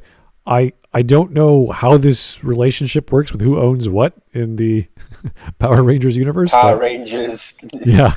I'm glad it's working out, though. I'm glad someone has owned it and is making good stuff. Knows what they're doing. Okay. Just Power Rangers. Power Rangers. And that's literally all I know. Yeah. Okay. That's it. Did you have to start that? I barely contained the song in my head. Okay. Message coming in. More. Something. Red and blue, black and yellow, got a pink, amber's blue, I think. That's what the song goes like, isn't it? It had more than Go-Go Power Rangers? I think so, yeah. just pick every minority, or sorry, every ethnicity and go meeny, miny, mo, and there it is. Must have been the American version. The black is the Black Ranger, the yellow is the Chinese. Yeah, it's amazing. It's brilliant. Yes, it's awesome. The woman is the pink. The red-blooded American is the red guy. Message coming in. Why wasn't he Native Blue American? Why wasn't he Native American? Oh, good point. Because They missed that. Tommy didn't Tommy? No, it was He Tommy. had a flute. He had a flute knife thing. And he Was summoned Tommy the White Ranger a lion. to start with, and then became the Red Ranger. It was a tiger. No, it was a tiger. Yeah, it was a white tiger. Yeah. I can't remember. All right. His Zap 777. Maybe he's born with it. Maybe it's Maybelline. Oh. Are you shilling for Maybelline? That's a really old commercial. Holy crap. Yep. If you like the classics, I guess, but okay. All right, 9 minutes in. We're not going to finish. Nope. She must stop using newspeak words. Please. There are cool and supportive friends to be found. For my second example, also from Netflix, I want to talk about Shira and the Princesses of Power. This show is a modern reboot of the 80s series. The story not a focuses reboot. on the world It's filled with magic that is being it's a threatened by distortion. an evil group that wants to rule the power that the planet truly has. The land is protected by princesses, who can use this magic to their favor, and also by Shira, a powerful entity that can be summoned by our protagonist. That's a boy! Listen, if you want your daily dose of positive LGBTQ representation, then Shira is the... No, I was going to say, Who wants that? this just looked, and I'm going to say this in the jokiest ways possible, the gayest shit I have ever seen in my life. Wait, let's rewind this, what she said. I was like, does anyone actually think this way? Yeah, yeah, but also that's a bloke, by the way. That's a boy. That's a boy. That's a young boy. This is how you draw a boy. That's like an Everything. Aryan. He's got the white skin, the big blue eyes. The head shape.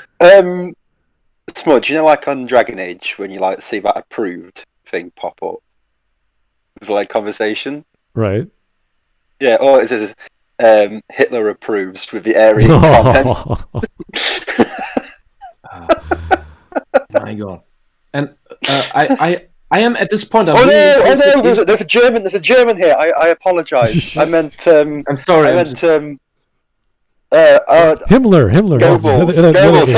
Goebbels. I just lost track right now. I was focused on the video. What did you want to say? Oh, nothing. Nothing. It's nothing. It's fine. No, just go on.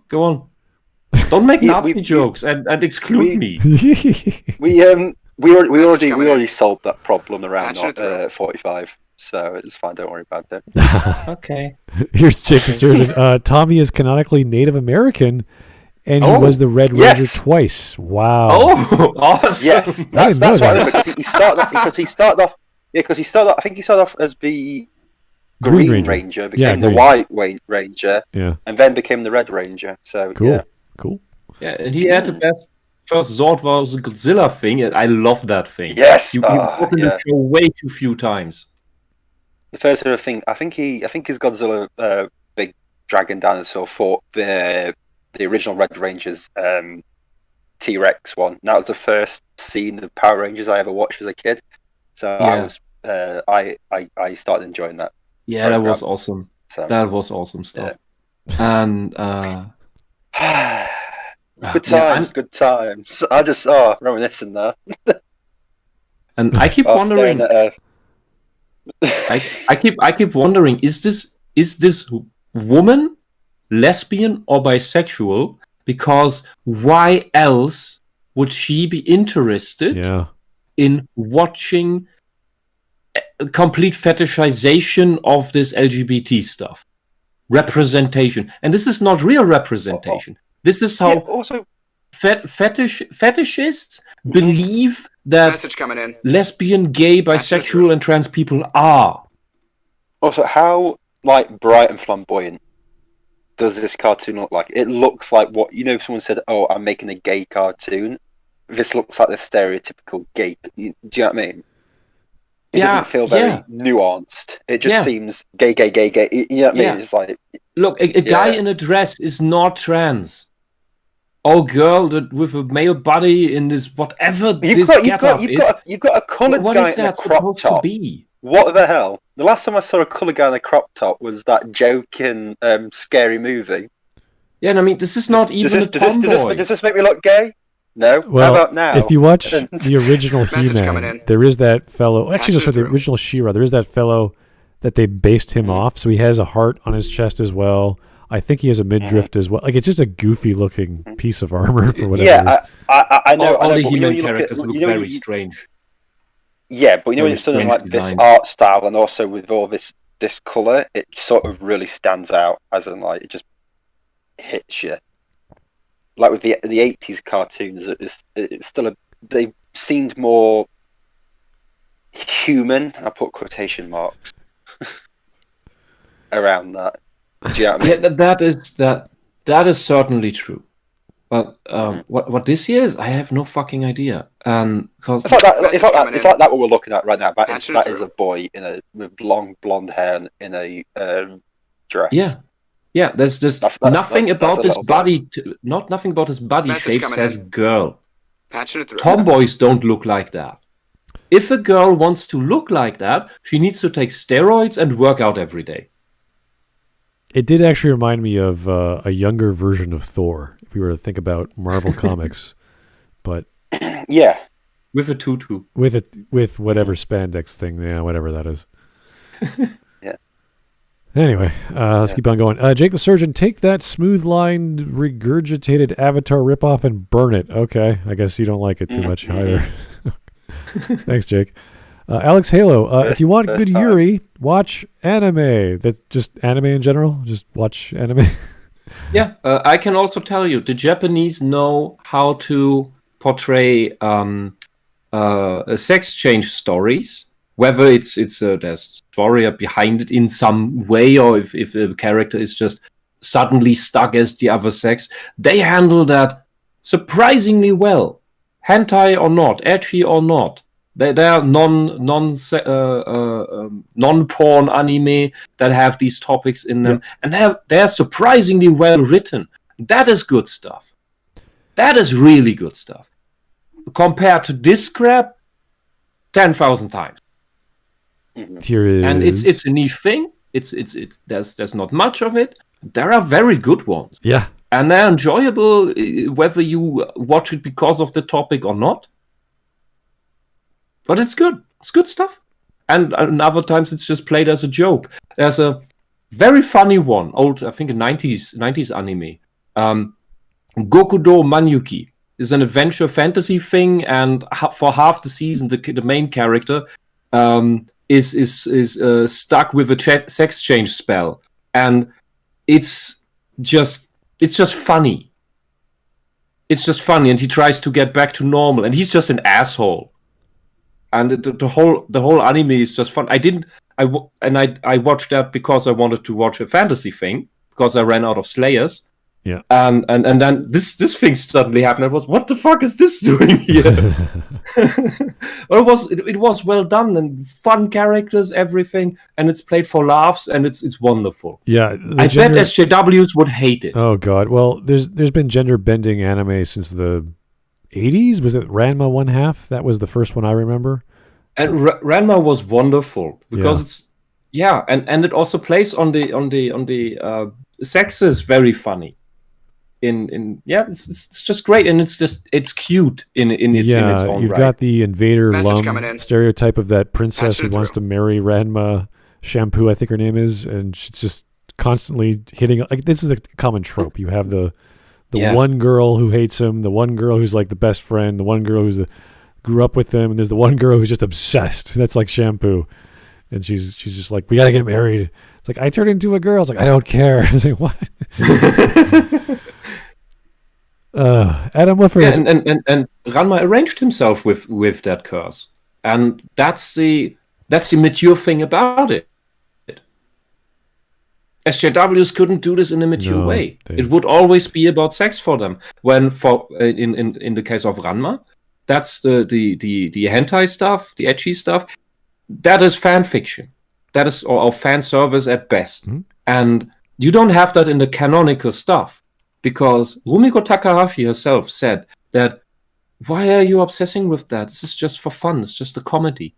And because at one panel she was asked, what would happen if Ranma got pregnant as a girl then got hot water poured on her? And Rumiko Takahashi just answered something. I don't know the exact words anymore, but it was a dismissive, politely dismissive, as the Japanese can be. What the fuck is wrong with you?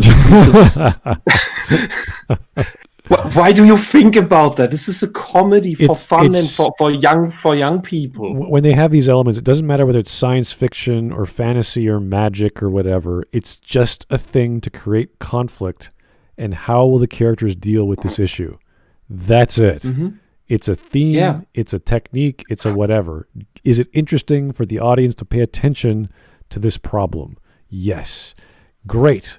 Let's run with this. And Ranma 1/2, it wasn't just Ranma. It was like all these other characters fell into the pool as well.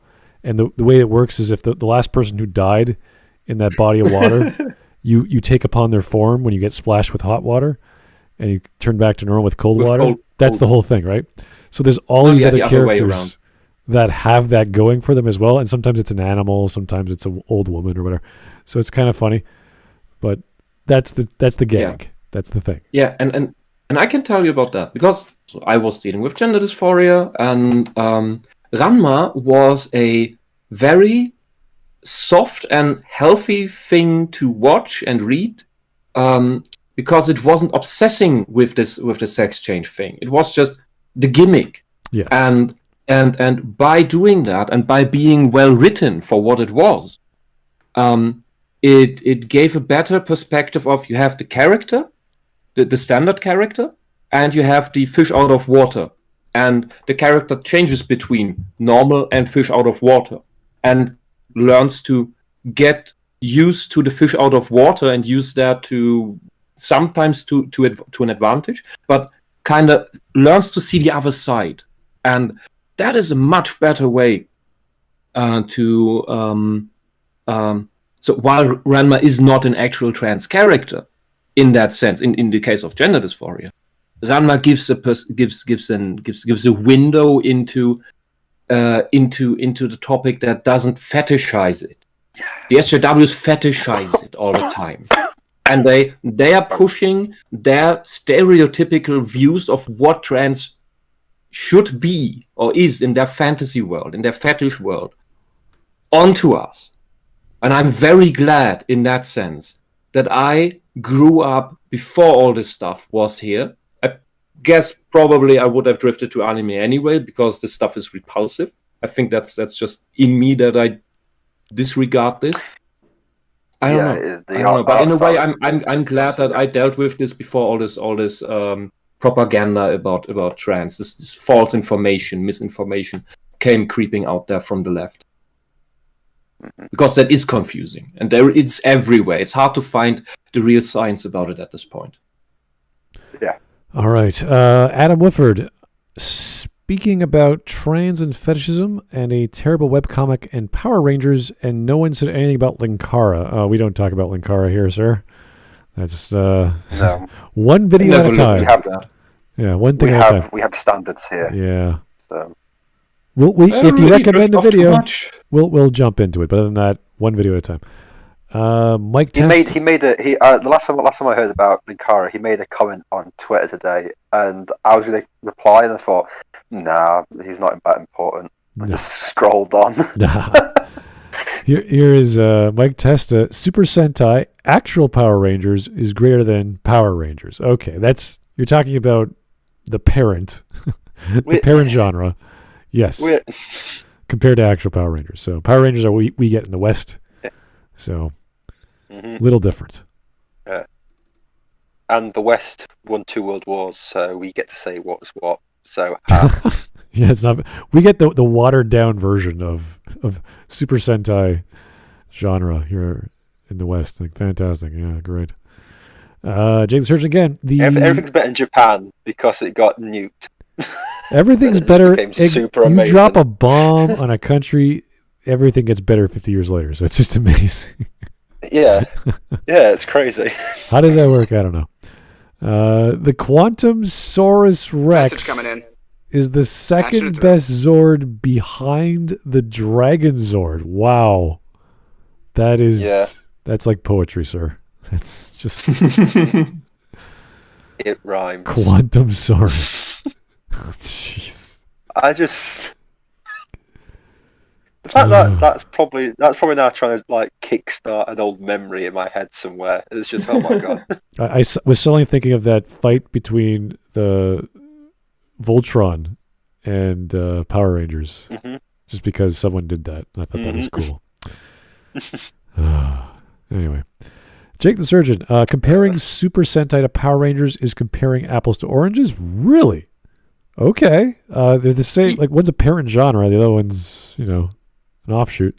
Seasons like RPM, Dino Thunder, and Lost Galaxy are vastly different from their Sentai counterpart. I agree. You're totally right. Even I know that there's differences between them, so. Okay, totally cool. Alex Halo, even weebs aren't as crazy with their fetish. Individuals, yes, I will say, are a bit obsessed, like with Gundam or what have you. But that's because there's so much lore, and there's so much content to talk about. That's more in an autistic way. Like, I like trains. Yeah, I know everything about trains. But with the sexual fetishes, also completely correct. Weeps aren't that as the SJWs are, because the SJWs are collectively horrible. Yes, they're completely obsessed. Weeps are not so obsessed with their fetishes that they push them onto everyone, and that's the difference. That's also the difference that was mentioned with the Japanese girls who read yaoi manga and the Western shipper girls that push their bullshit onto everything and to the point that creators of cartoons or shows start to give in to the demands of the shippers. This is crazy. crazy world. All right. Bone Harushin, someone say Gundam. Well, I already did, so yes, we know there's a lot of shows. Calm down. Yeah. Anywho, we're going on 2 hours. We're going to try and get past the halfway mark and see how long we could last. Yeah. Listening regarding the topic of Shira. So let's go. Be summoned by our protagonist Adora. Listen. If you want your daily dose of positive LGBTQ representation, then wants Shira that but a is the way fetishist? to go. There are so many great examples of characters and scenes and storylines that to even attempt to discuss them all here would be madness.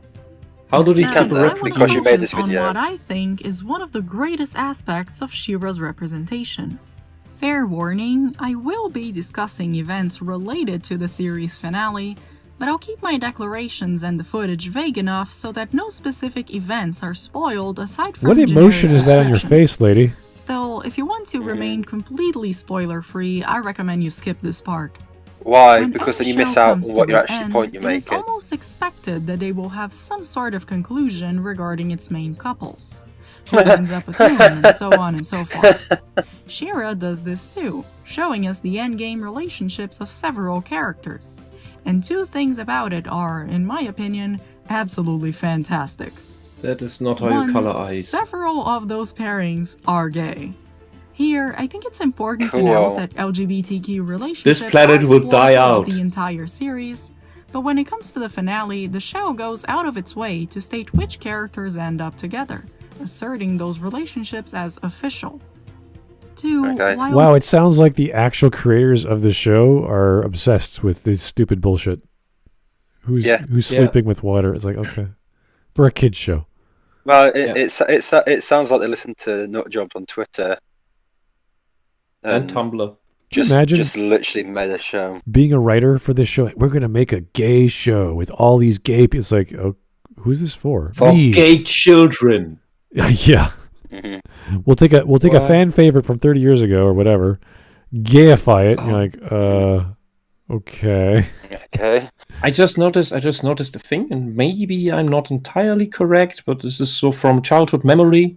When I watched all the cartoons of the past, all the cartoons in the past, they all felt very different tonally, how the characters behaved, Yep. and from He-Man. I didn't watch much He-Man. It was at a weird time, I think. Are I you didn't are catch you it trying often. to say? But Wes, I watched. Are you trying to say was that all cartoons nowadays not only look alike with animation, but also with character design and plot and stories And humor, and it's and humor all the same and pacing. writing?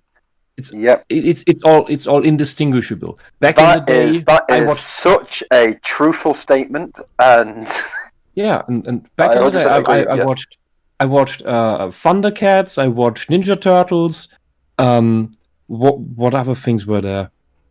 The Looney Tunes. The Animaniacs, Looney Tunes. Batman Loads of animated stuff. series, Freakazoid, and all these things were completely, even within the Warner Brothers comedy cartoons, they were all completely different. Mhm. They had a different type of jokes. They had a different type. Some were serious. Some had different atmospheres. These shows, they have all the same atmosphere. Yeah. They're all bland. They're all just. They're all They're bland just at the like same, you have the exact same core at every single one Well, of these have you shows, seen- and you have a DLC skin pack that's draped over it. Have you seen the what was it, the promo for the new Aquaman cartoon they're making Oh, on HBO? No, That is No. single-handedly, that is I'm- such an ugly piece of artwork, and it's just like, oh wow, it looks exactly like every other damn cartoon you've made. It just looks disgusting. which is interesting when you're talking about Japanese anime that come from the same studio. They have the same Mhm. designers and keyframers and animators. Like, It looks so different. what was the one I really... Okay, you know the Monogatari series? I don't know if you guys are familiar No. with that, but there's a whole bunch Not of... I wanted to personally, get into no. Monogatari at some point, but I still didn't get to it. it's pretty eclectic, let's just say.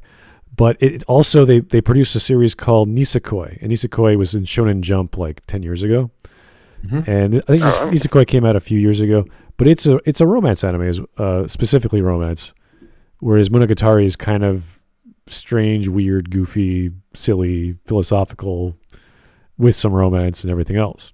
But the styles they use, the cuts, not the animation and keyframes, but the way that they frame a scene are very similar. But they're quality anime. They're very well done. Nisekoi was super popular as a manga. Monogatari has all these seasons. So there's all these different flavors, and there's a movie out and this and that. But that's what happens when you have people who like your product. You make more of a similar stuff with the different characters, different stories, whatever. Just more of the stuff they like, and you just keep making more good content. So I don't know how the West dealt with this art style, because I can't compare it to anything else. It's the easiest. It's the. I think right now it's just the easiest you can do. To just push out as much as possible. I guess. Oh, Rick and Morty was popular with this stuff, so let's make absolutely everything look exactly like Rick and Morty. They focused on storytelling and dialogue for jokes, and then who cares about animation? Yeah. Right now you have three styles. It's the CalArt style. It's this with pseudo anime style, and you have this disgusting Rick and Morty style. No, there's also the bean style, like Steven Universe. Oh, the where bean everyone's eyeball. shaped like a fucking. Yeah, but even the people's body. Yeah, that's CalArt. Steven Universe is the CalArt style. Oh, is it? Right, okay. A friend of mine who does her own webcomic, or she does a new one. Now she's working. She showed me her notes, and it's like, are you writing Game of Thrones, for fuck's sake? She's like 200 pages of character sheets and everything. It's amazing. Anyway, she does amazing stuff. The colors work she does. It's like lightgasms. Anyway, and she told me she hates this CalArt stuff and calls it tombstone teeth. That's all it is for her, tombstone teeth, because they draw teeth like tombstones all the time. All the characters look the same, and they all have this dead smile. Yeah. There's no life to any of these characters. Yeah, they're all dead behind the eyes. They all have these noodle arms. Well, not all have noodle arms, but some have noodle arms. Aquaman in that promo just looks like a fucking bean. He doesn't look like a superhero. He just looks like an overweight dad. And here, was it Mira? Yeah, well, he's the male. He's the male protagonist. He can't be good, probably. But is it Mira who's with Aquaman? Don't fight me, DC fanboys. I don't really give a shit about Aquaman and the stuff around it. I'm just, I lost interest. But she's got a massive monobrow, and it's really distracting. What? Yeah. What? It's just a huge monobrow. Yeah. I mean, nice jab at, I think was it Amber Heard, but other than that, it just looks disgusting. Oh god. All right, let's keep on going. Yeah. Most of the pairings are explicitly shown to be romantic, going as far as allowing the characters to kiss on screen, which is kind of a big deal when it comes to gay characters in cartoon shows. Why is it a big deal? Very few pairings that could be deemed heterosexual are only implied. The characters sure stand next to one another, and they might even smile at one another, but there's nothing explicitly romantic going on between them. What do you mean? This is one of the things I don't understand in the English language. What do people today mean with romantic? Because when I grew up in Germany, slightly touching fingers. Yeah, it's tame and tasteful stuff that does not go into the sexual. It's where you just imply things. It's but when I hear the Anglosphere left talk about romantic, it always seems to mean sexual relationship. No, with them, their idea of romance is exactly the same as what you'd get if you asked a 6-year-old kid about romance. that's their thing. So that's what they think romance is, and then they think this kissing on screen is like so amazing and wonderful, and it's like, oh, it's pushing boundaries, and you're just like, okay, cool. Not really. Gay couples have done this for quite some time on TV. But I'm also just wondering about why it's perfectly okay for the heterosexual relationships to have nothing behind them and be bland and everything. That's perfectly fine. But the gay relationship's got to be front and center, isn't that? Yeah, because that makes the heterosexual relationships look boring and unappealing. Mm-hmm. And this is the stuff where it then gets from any benefit of the doubt of this being something positive to this being propaganda that is supposed to steer a child into a certain direction and away from something else. And that something else is the normal relationship, and the stuff it is supposed to steer the kids to is the gay stuff. And that, if you ask me, is evil. That is fetishization of children. These are teenagers at best, and these people push onto teenagers: be gay, it's great, it's awesome. Being heterosexual is boring. Don't be heterosexual. This is the implicit message in all of this, and that disgusts me. It honestly disgusts me. This is not normalization of being homosexual. This is a fetishization of being homosexual, and that is a big difference. Here is Ever Jance. Remember when Bugs Bunny kissed Elmer Fudd when he teased him? Big deal, guys. Yeah. Context matters. So,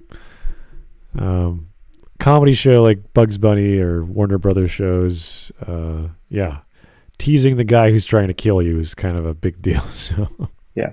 Oh, also, Looney Tunes.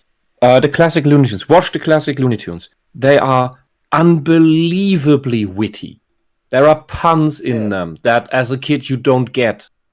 It's wonderful, especially the Daffy Duck sarcasm, and it's beautiful. These people couldn't write that shit if their life depended on them. No, not a chance. Was this couple? Message coming in. And even then, you could make the case that those straight couples aren't even straight to begin with. What? If you look at them through the understanding that the characters I think involved might be you're paranoid and people schizophrenic. Of multiple genders. And just because they don't end up in a same-sex relationship doesn't make them heterosexual. What? The true genius in this scenario lies in how this is the exact Missed me with that straight nonsense. What the fuck are you on about here? What was... I didn't even grasp what she just said there. She's saying because they don't wind up together, therefore they may be gay. It's like, wait, what? I think she implied this 108 samurai genders thing nonsense. And woman, if you believe in that, you have left the real world. So that is esoterical nonsense. That is like that is what's the word? That's astrology. That's the modern version of astrology. So I've just that you choose your zodiac sign. Yeah, that's what that is. There are characters in Shira that are heterosexual. Okay, there are. There has to be. Okay, we know. But they didn't get into dates at the end of the show. Yeah. Therefore, they're all gay. Oh, what great logic this is. Yeah. So, woman, if you want to believe that you are a swamp gender for some odd reason, you're fine to do so. But don't pester other people with that weird belief, and don't push it onto other people, especially not children. Do you know the first relationship you get into is very rarely the relationship you stick with. Crazy cat lady gender. So, I just thought I'd just explain that. So, sorry, I over you. No, it's fine. No, I'm perfectly fine. You know more about this than me. I'm just trying to make jokes at the expense of this person.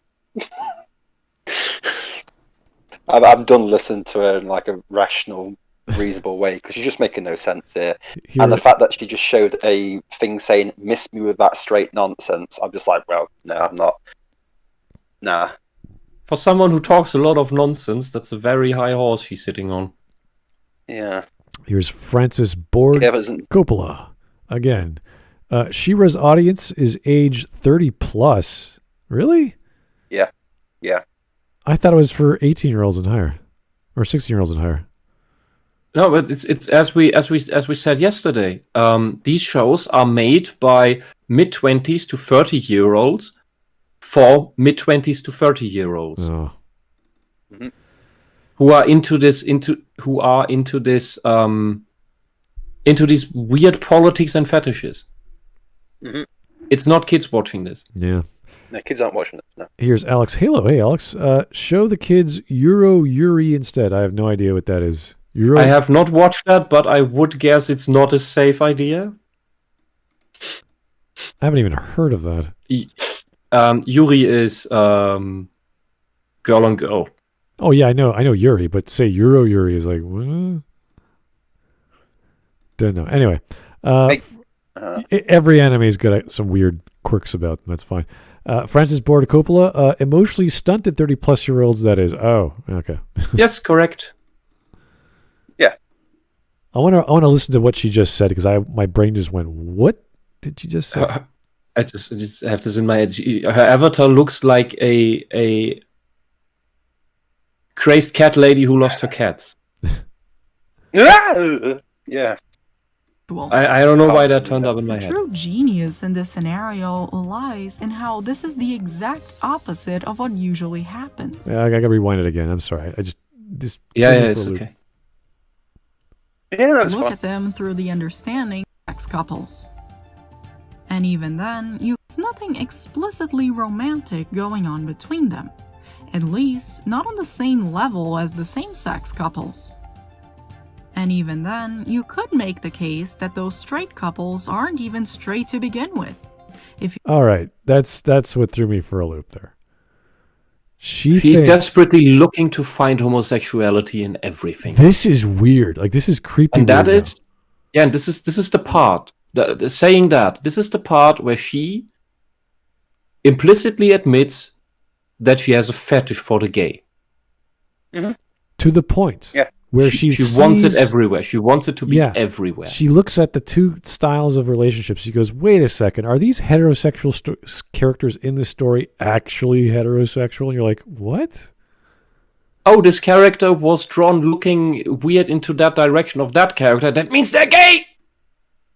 Yeah. They're gay! Yeah. Okay. That's what I heard. I was like, that doesn't follow logically. Like, what do you... Okay, fine. Let's go. You look at them, understanding that the characters involved might be interested in people of multiple genders. And just because they don't end up in a same-sex relationship doesn't make them heterosexual. The true genius in this scenario Miss me with that straight knot. What is that? I mean, I noticed that earlier. What the hell is that? Dude, this is projection. This is complete projection. I'm just going to write that down. She's fabulating. So this Shira cartoon isn't even gay enough for her. Still not. Absolutely everyone needs to be gay. Absolutely everyone. She will not be satisfied unless you hammer it out that this is a straight couple. This person has a mental illness. This person has a mental illness. I'm just going to say this. I'm not making a joke. They've got a mental illness because this is just gay. Everything's be gay. Everything. Oh, just calm down. No, gay here, gay there. Just chill. Gay. And I'm like, okay, we get it. Fine. This is like this isn't positive. This isn't positive representation. This is just being gay. Everything gay is positive to her. Yeah, these bad guys are gay. Okay, cool. Isn't that great? I've seen a thing I can interpret to be gay, so it must be gay. But when it's the same things between straight people, between a straight couple, between straight friends, then that can't be. I'm going. That's just an assumption. I'm going to look for things that will prove my wish right that I can justify this character being gay instead. That is that is an addiction.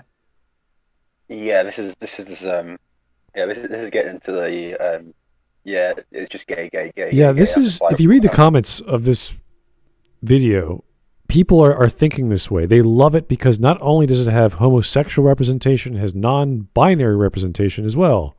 You're like, why is that good? There is no, and there is no such thing as non-binary. I said it. Yeah, It doesn't exist. It's bullshit. It's Münchhausen syndrome. I am special. I don't have a personality, so I'm gonna make shit up. I am a swamp gender. Look it up. I've read all the genders. I just You're stronger than me. I stopped after half of it. Hey, listen, it was a good laugh. This is really just turned into gay, and it's like, oh my god. Okay, let's. I want to just go for a few more minutes just to see where she finishes with this Shira crap. It's just one thing. You know about Rule 63? What's that? That's just done for fun. That's not an obsession. That's just for fun. These people don't do these things for fun. No. Yeah, but these people don't do these things for fun. They mean everything. And is the exact opposite of what usually happens. Many shows will take great care in declaring straight pairings as final and explicitly romantic, while keeping any sort of same-sex relationship as merely implied. It would be just as easy to argue that those characters end up together as it would be for you to say that they're just friends. Who wants just guys being dudes. The way in which Shira plays with these expectations and precedents is truly remarkable. Why? It's subtle enough to slip under the radar, but it's just relevant enough to be subtle enough. They were It's not subtle. And now they were talking about relationships. Did this really just devolve? Did this program really just devolve into a lesbian like romance thing? You've got all these homosexual couples running around in Shira. That's not subtle. The people in power are homosexuals. Just ask the question: Did this start just descending into? Did this start just descending into like the lesbian stuff first, and then plot second with this program? Because two of those characters were fighting, and now they're like dancing in romance. I just want to point out, I have no idea what facial expression is. Oh yeah, that one. Yeah, what she's doing. What is happening? Stroke. Is that a mouth? A stroke, probably. Her left eye is squinting. Blinking. I don't know. It's the wing. I have the answer. That's the I have the answer face. Hold on. Let me guess. I figured it out. Is it gay? How do you know? Awesome. Just a wild stab in the dark. Draw opinion. Yeah, just a wild stab in the dark. I draw with the lights off. You know? Yeah. Dude, I stopped drawing when I was 16, which was a mistake. And I drew better when I was 13. My stickmen have more more life in their face than this woman. and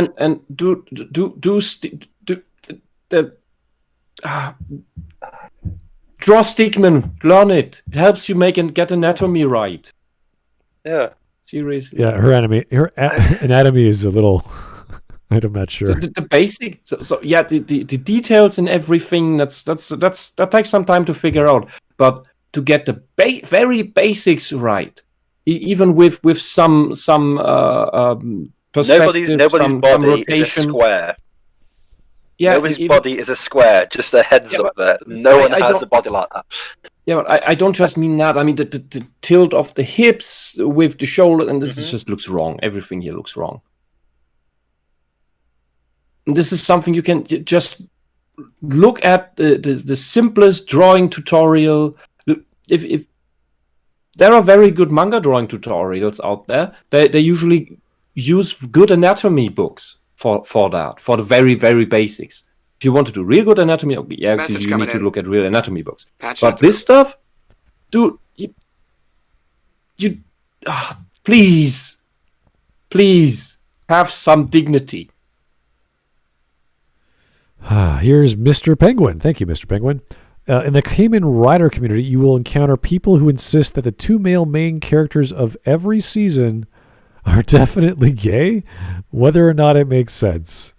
Male characters can't be friends. There's lots of jokes with all the Sentai style because they're all wearing spandex. They're all sort of mysterious. They don't know who or what they are. That's kind of the joke, but it's not really implied. It's a joke from the fan Message base, coming in. So. Patching it through. Francis Bored Coppola again. This girl grew up without a father. I don't know what this girl's problem. I really don't. Something's weird going on. It's possible. It's quite often the case. Weird, yeah. Not always. I know cases where there is a stable marriage, but the girl turned weird like this anyway. In the cases where I did get to know the parents, they were very controlling, let's say. Yeah, So it's you can have a stable marriage. Your parents can have a stable marriage, but if they're weird, if they have personality disorders themselves, that can mess up your childhood. Yeah, I can't say anything about what her parents are like, but she's got a big fetish for gayness. Mm-hmm. A very big fetish for it, and it seems to be a main woman. Point you are no better. You are no better than someone harassing people with a foot fetish. That's what this noticeable. Pay attention. It's a win-win situation, and I'm really glad they got to win. The third show I wanted to talk about is actually the reason why I wanted to make this video. I'm honestly mad at how long it took for me to learn about this series, and once I did, Message coming in. I couldn't get over how great it was. It's about a kid, an egg, a park, they do stuff, and it's called Danger and Eggs. Out of the 3 cartoons I've chosen to talk about, this one is probably the least popular. It was released on Prime Video and lasted for just one. They have literal stick arms and legs. Yes. I mean, okay, cool. You're talking about I don't care anymore. I wonder what it's like to be on the board of this company, and you have the creators of this come to you with, we came up with this and want this. These are our characters. This is what they look like, and we think that children will like this. It's a bit creepy. Just think about it. Can I just say, it's about a kid and an egg, right? So anyway, gay representation. Wait, what? Whoa. You have to rewind a little bit for me. Okay, how are we going to make money off of this? And I have this meme in my head where it's what money? How to make money off this? How are you going to depict these characters as sexual in the first place, let alone homosexual? Let's see how she describes it. Yeah. One season. It's also the show that requires the least amount of context, because a kid and an egg who do stuff at a park pretty much sums it up. The show follows Dee Dee Danger, the thrill-seeking child of a stuntman, and her best friend Philip, a giant talking egg who is oddly fond of safety protocols. They work really well together, with Philip ensuring that Dee Dee is properly equipped before jumping through a hoop of fire, and with Dee Dee helping Philip not take life too seriously and not be consumed by anxiety. Okay. I really gotta get a Dee Dee right. around. On the surface, so she's an energetic tomboy. Okay. Much to talk about. This show is a lot more episodic than the previous ones, though it does have its small share of continuity. The fun lies more in whatever daily hijinks the characters get themselves into, as well as the gags and the animation. Okay, so as a cartoon, you could argue that it's good because it teaches people or kids, hey, you should not do crazy things. They have a character represent Humpty Dumpty as an egg. Says, I'm very, very cautious. Like, okay, I could see where this is coming from. That's fine. Yeah. Than the plot. But if you take a closer look at it, you start to notice some recurring themes. Oh, God. The show constantly questions the nature of rules, wondering whether they're even worth enforcing if all they do is limit your freedom. Okay, so when you have a character who represents safety, yes, rules would pop up every time because that's the point of the show, I would imagine.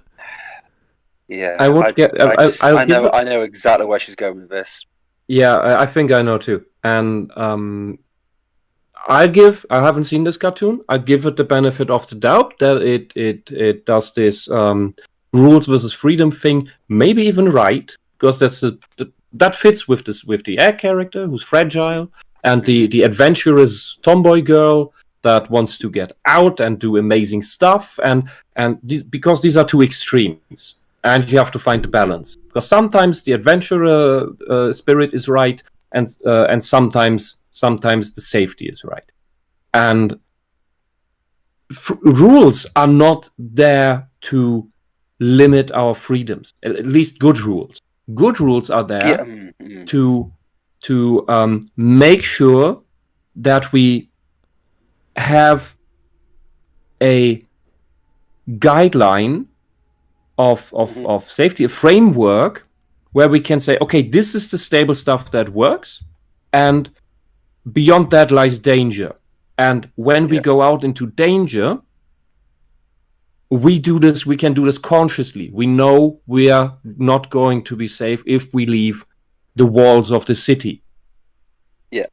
And we can return into this. After we've had our adventure, we can return into the safety of the framework of rules. I'm not articulating this very, very well right now, but that is not this to say that rules are bad. Period. I swear to God. Yeah, I have a feeling that she's going to bring in sexuality with the rules. And yes. She will be over-interpreting this dichotomy between the adventurer and the conservative, essentially. The egg is the conservative, and the adventurer is not the liberal or whatever. To be honest with you, it's the explorer. The adventurer is the conservative, and the egg is the left winger at this point in time. That's the irony. About that, but that's a very complicated discussion, and I've had that with other people, and it's very surprising. Very surprising conclusions. Here is. Well, let's just see where. You've got a super chat. Yeah, Joe Crazy. They breathe the same atmosphere, therefore they must be gay. Yeah, that was in regards to Shira. Mike Testa. She sounds like someone who didn't get D-stick. I don't know. I've never encountered a girl like this before, so I don't know. I wish I could understand. What can I just say? If you start looking at a prepubescent child on a playground with an egg and start thinking sex. Oh boy, let's not. I think she's just going metaphoric about this. Oh boy. I think she just go metaphoric about this. She tries to be philosophical now. Yeah. Or based around outdated principles that everyone either disagrees with or believe they should be re-examined. There is also the matter of gatekeeping, or deciding who does and who doesn't belong to a certain group. That's what you people do all the time. There are instances where our characters need to question who gets to determine that, and who is being left out. You people tell me I'm not allowed to have the trans card because I don't agree with you. They no longer feel like the system represents them. They explore the true value of the bonds we form and share, and how the concept of family isn't limited to the people you're related to. You are free to choose who your family because you know what? You know what? You are not genetically related to your wife. Yeah. That's something you make a family with. Yeah. I don't think these people ever thought about that. This stuff about family, I fucking learnt this back in the 90s. Catch up. We learnt this about family and stuff back in the 90s. Yeah. We've always been taught this.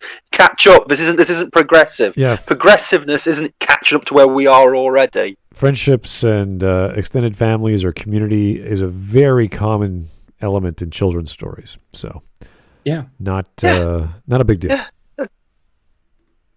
No. And your choice should be based on the people broke new ground and support you.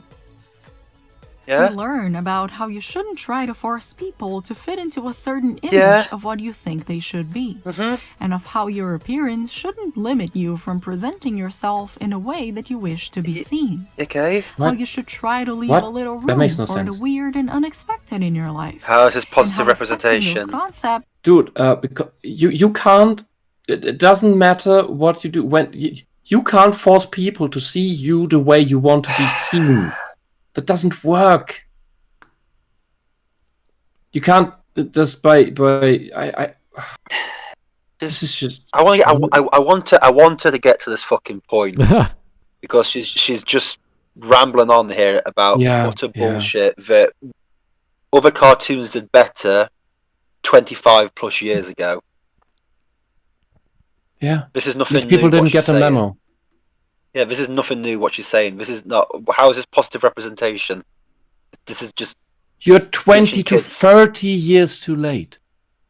Yeah. Were you even conscious when this started? When things were already okay? You are the people who make everything worse. Yeah, This is just rambling. This is just rambling, and her voice is boring, and it's really starting to fucking grind me down. It's like this. It's like this. Lots of people who get into the social justice activism demonstration stuff. They want to be like the hippie generation that has this big, or the civil rights thing that has these big accomplishments and these big fights for civil rights. And yes, sorry, that all these battles have been had and they've been won. There are no big things to get anymore, and so they're tearing everything down and now to recapture them. It's just fucking insane. I'll tell you what this is. Right, this is like there's a scene in The Simpsons where Lisa joins the school football team. And she goes, "Yes, a girl wants to play football." And Ned Flanders goes, "Oh, great! You can play with the other. We've got 4 other girls already here."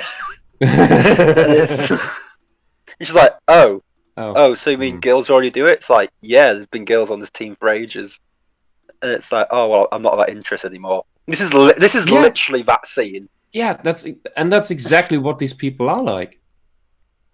Yeah, it's like, yeah, we really sort this out. It's like, yeah. To make you open and understanding. Yeah. Oh, and on the last episode, they go to Pride. Like, it's literally Pride. Okay. That's not Pride. Okay. How is that Pride? That's a festival. Because she saw. It's a festival, bright colours, and it's because there's rainbow umbrellas and rainbows everywhere. Yes, because bright colours, only gay people can have bright colours. And I'm pretty sure you will not find many women with headscarves at Pride parades. Yeah, they're not the demographic I'd noticed there.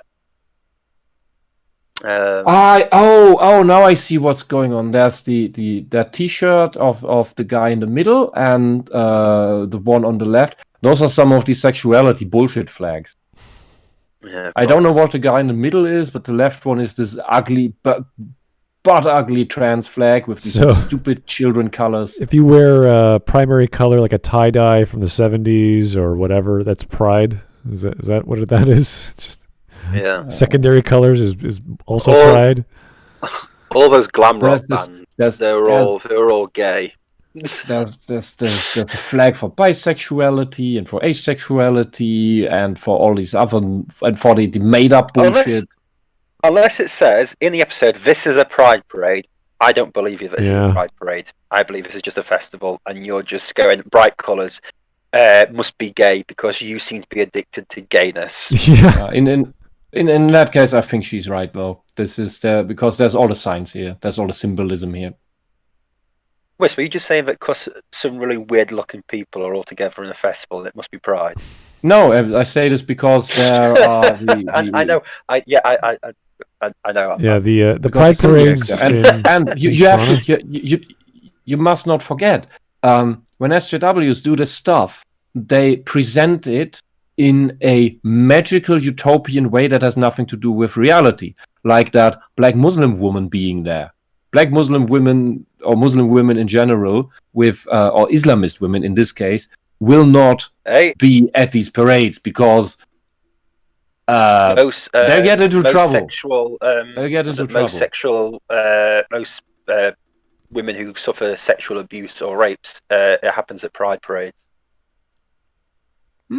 So, there's also some pedophilia going on at these events. It's pretty the guy who did the Edinburgh Pride Parade, who recently died, was a paedophile with a 30-year history of being arrested, and they just allowed him around children.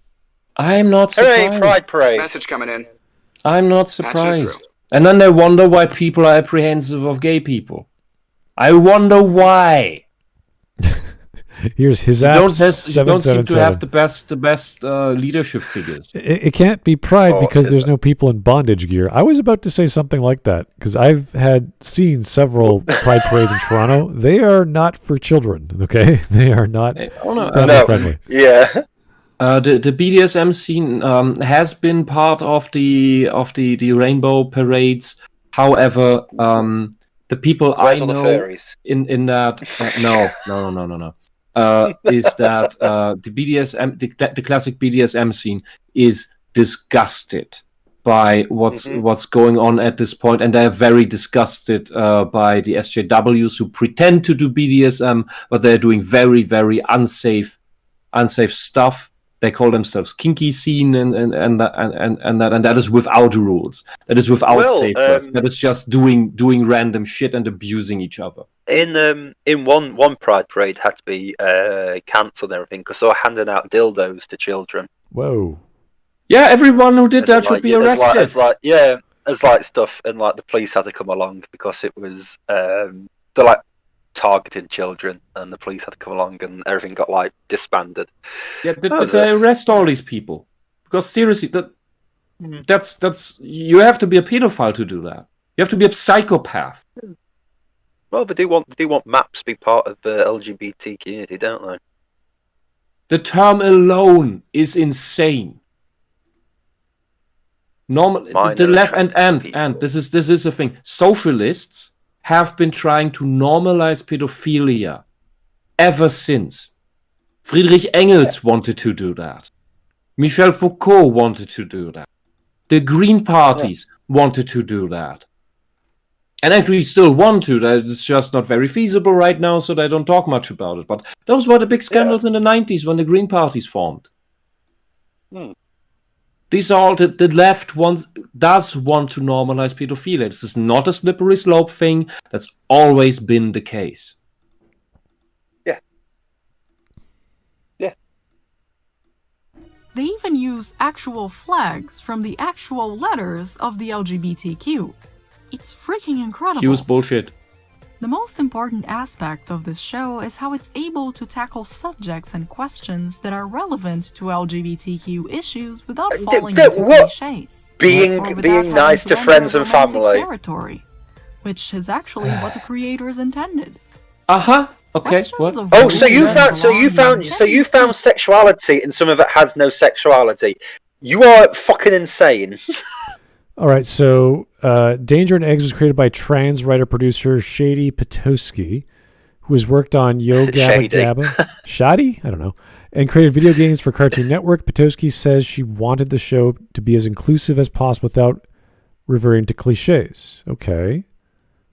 This is fine, but this is the intentions of the writer, not what actually is produced.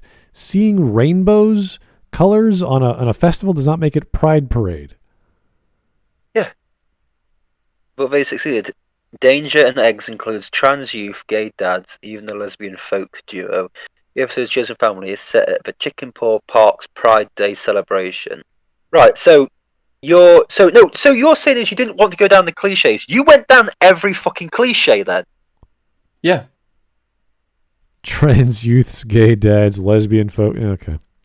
I wonder what these people really understand. We wanted to show innocent LGBTQ friendships before the age of romantic connections. Before romantic connections, there is no such thing as LGBTQ. Exactly. Because it just doesn't exist. Yeah, your brain hasn't developed that. Your body hasn't developed the capacity for it. So we try to find traits LGBTQ kids, allies or families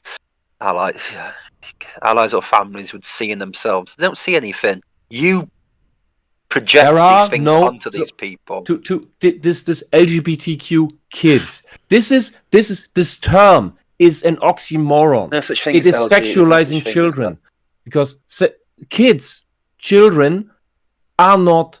They do not have a sexual orientation. It hasn't developed yet. When you say this kid is gay, you say this kid has a sexual drive. Yeah. Then then something is wrong with that kid. Probably some sexual abuse going on. Oh yeah, no, they are desperate to sexualize kids. The year before. I'm sorry, COVID if you do this, happened, you out yourself as a pedophile. Oh, yeah. The year before 2019, in Britain we have back to school, which is obviously after the summer holidays in August. You go back, you buy your kids gear for the new school year. Anyway, Asda, which is a big supermarket here, in their back to school kit, they had a book by a woke LGBT activist, where he was telling kids as young as 5 that it is okay to suck the dick of an older man if he asks nicely. What the fuck? That was a book they included in, like, with pens, pencils, erasers, and kid stuff. And that's what they included. Has anyone been arrested for this? It got removed straight away because people complained and everything. The guy didn't get arrested or anything like that. But it got removed. But it had to take it. If no one had complained or even noticed, if a couple of parents hadn't read the book that had come with it, nothing would have been done about it. Look, you say this is a book, and this was included in these packages. That means, yes, first someone had the idea, then someone made this. Yep. Then someone printed this. Yes. That means it goes through a whole process of people who letter this and make sure the colors are right, and then give this to the printing press, and then bind it, and then someone still says, I want this included in this package that is given out to people. This goes through so many people, and at no point anyone says, wait, something is weird here. I'm sorry. And no one complained about it until parents complained. And why? And boycott. I'm sorry. This is where there needs to be an investigation and arrest, because this is grooming children. It just got brushed under. Got brushed under the carpet. I can see if I can find the links for it, unless it's been deleted. But yeah, it was a huge thing in the UK for like a week or so. With schools going back. Yeah, send me that on DM at some point, because that is one of the things I want to. This is so outrageous. This is something I want to have in my archive. Yeah, as I say, I'm not making it up. It truly happened, and it just angered me so much because it was so blatant.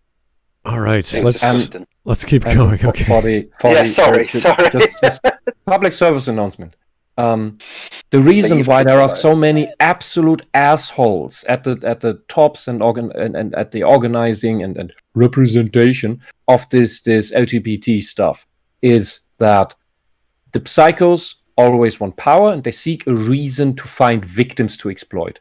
The good people, they just want to be left in peace, and they want a good life. They do not deal with this. They are not constantly in these activist groups. They rather avoid them. They just want, like women, after they got their women's rights, the equality stuff, most women went home and left in these movements where all the crazies. So don't listen to the people who claim to represent you or represent anyone, because they don't. No.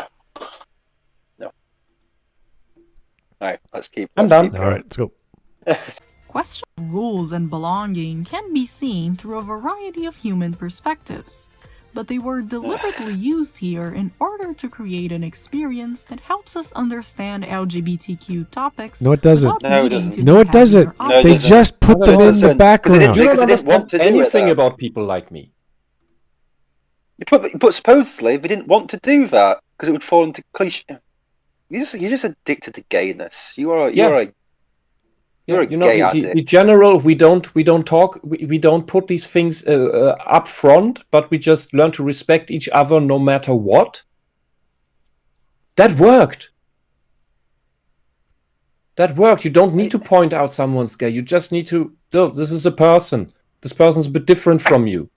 I honestly don't care whether someone's gay or not, or lesbian or straight or anything. I really, really don't care. Unless I'm trying to get into their pants, I don't care what sexuality you are. Yeah, as long as you don't pester me. As long as you don't pester me with your sexual advances that I don't want you to pester me with, I don't give a shit.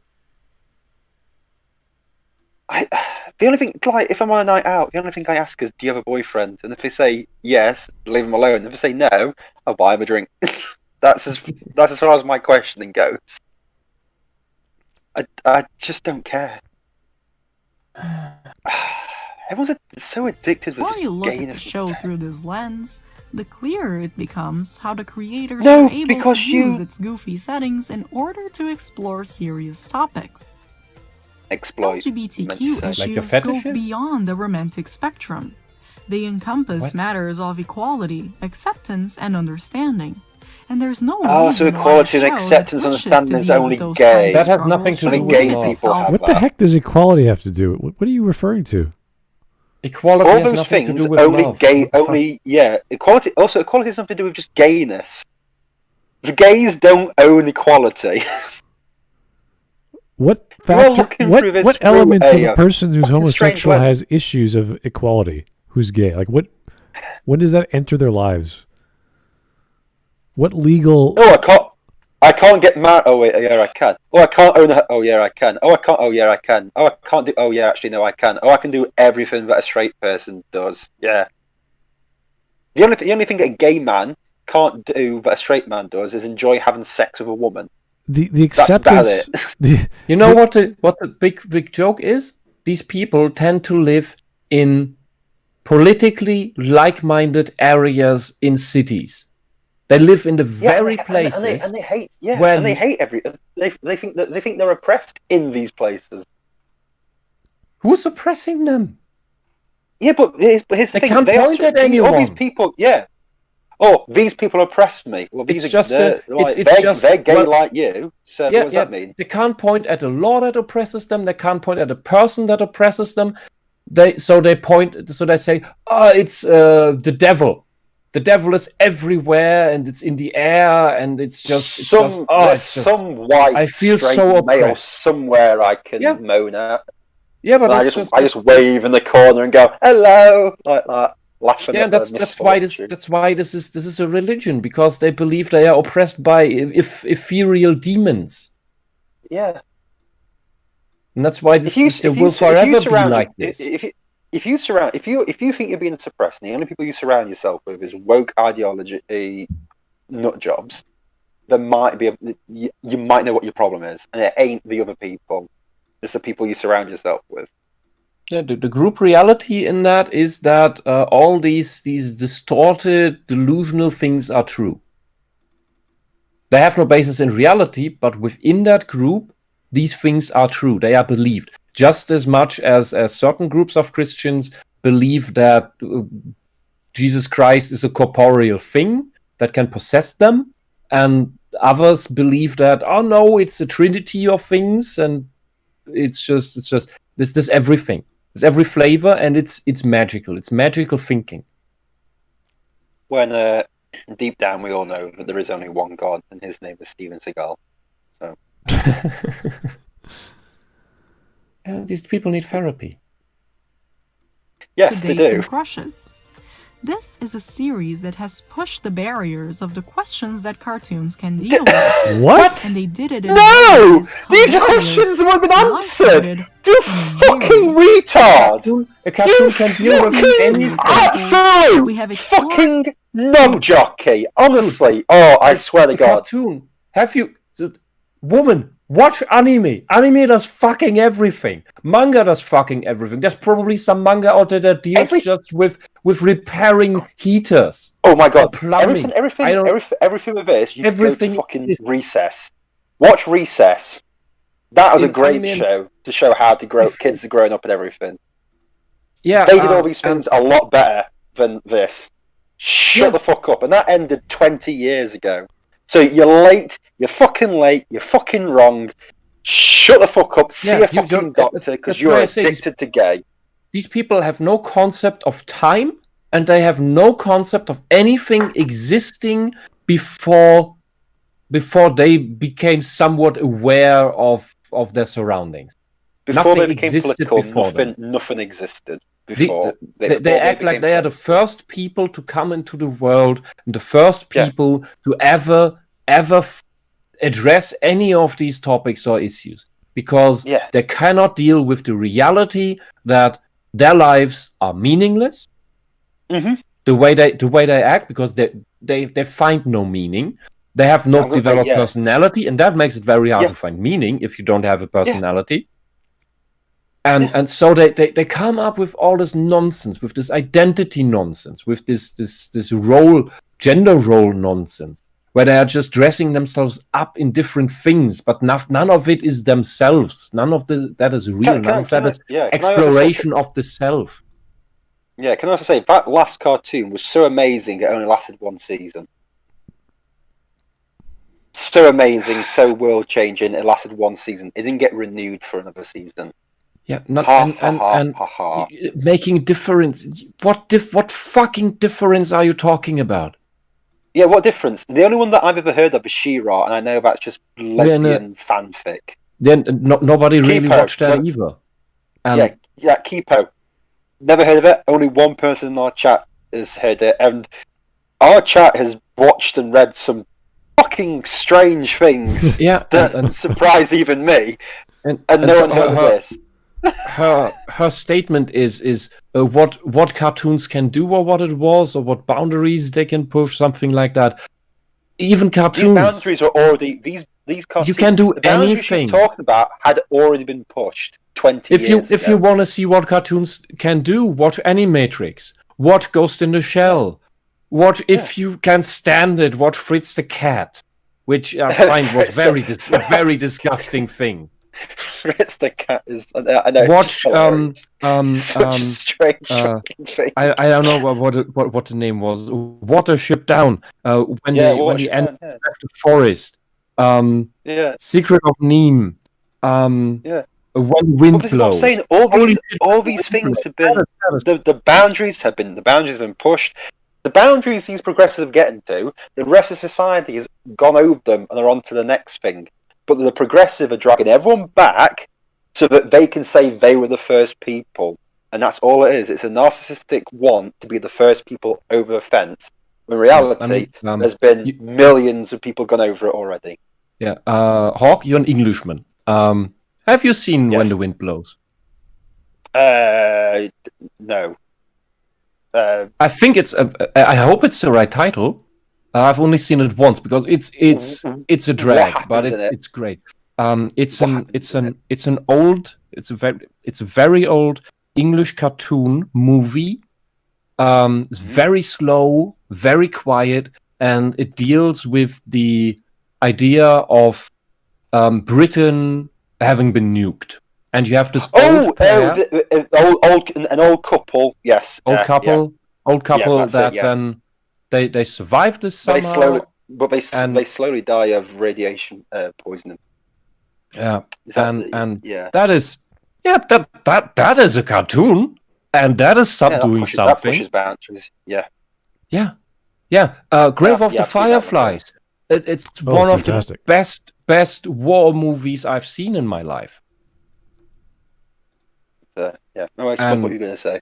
Yeah, and it says, what? This woman knows nothing. And these SGWs, they know nothing.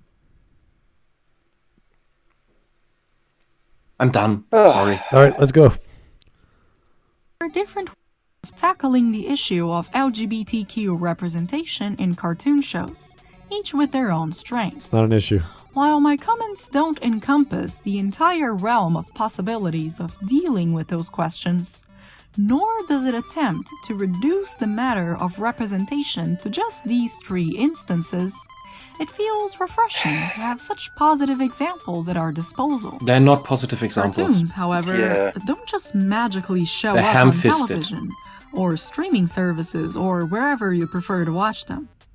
They are a group effort that takes several months to put together, and they are a reflection of the many artists that And work look how on them. incompetent the writing is. So Look it how shouldn't incompetent the come as a artists are. surprise that each and every one That's of just the cheap. shows I have mentioned were What made the fuck in is a that? queue that is filled What the with fuck? Oh my god!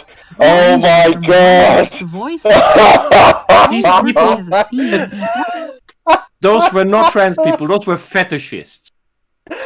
Maybe there's a real gender Oh. dysphoria Well, that answers a few questions. What the fuck did I just watch? Those pictures answer a hell of a lot of questions. What the fuck?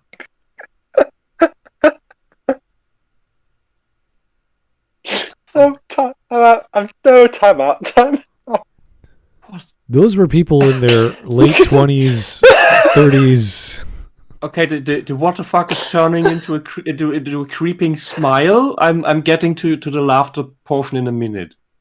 I don't know. I don't know what I just. I think I'm in shock. Every single picture that they just showed there, it was literally a bingo card of wokeism. Yes, And I these was just people like, are not. These people are not. cool. That wasn't trans. Those were fetishists. I just Maybe there are gay people there. Okay, if they like to be flamboyant, okay, that's their thing. But what you ever believed that was trans in that was not trans. I mean, what that one weird person with the stubble? the 5 o'clock. What the shadow. hell? What the fuck? I just Well, maybe it's a trans man wouldn't put on so much makeup, but a trans woman would want to get rid of that stubble. You don't want to. You if you have gender dysphoria, you're a trans woman, you can't stand that shit. It makes you feel it makes you feel ugly and displaced. Yeah, It's you feel ashamed to be seen with that. So anyone who poses with that and says, "I'm trans," no, you're not trans. You are an attention-seeking asshole. Yeah. Mm-hmm. Yep. You are the person who's exploiting people like me. This video has just nosedived straight into insanity. I don't even know what. Yeah, and this is the reason why I didn't. So one of the reasons why I didn't want to go on making content myself, because when stuck in this weird hybrid state, I don't want to be conflated with these people. It's disgusting. Yeah. I don't. Can we just finish this video? We're almost done. There's probably some acknowledgement at the end, and then a Patreon list of 2,000 people who pay for this crap. shows that continue to push the envelope when it comes to tackling such issues. It is by giving these people a voice that we are able to get wonderful shows taking like away these, mine. which will go on to educate and inspire countless others. Oh. Yeah, by one These series season. are by no No, they means won't. defined solely by the inclusion of LGBTQ themes Sounds and like they are. characters, as they all have great stories and settings that make them No, stand they out on their own. don't. But those issues Yeah, are so still part of so the stand show's out. It identity. lasted one That season. sentence didn't even make Separated sense. from them. It is thanks to creators like these and to the studios that give them a voice that LGBTQ representation doesn't have to be reduced to a figure left to the sidelines, or to That's a where they canon that is never belong. confirmed, or to controversies regarding characters Because that you don't can't write them perform a into- version of gender Look it. expression that conforms to what is considered the norm. We have come a long way. Okay, in your terms of gender. When you representation. talk about gender expression, you talk about cross-dressers, and you talk Yeah. about punks. You talk about teenagers in a rebellious phase that just want to rebel against society, against their parents. That's a natural thing for teenagers to do. Not all do that to an excessive degree.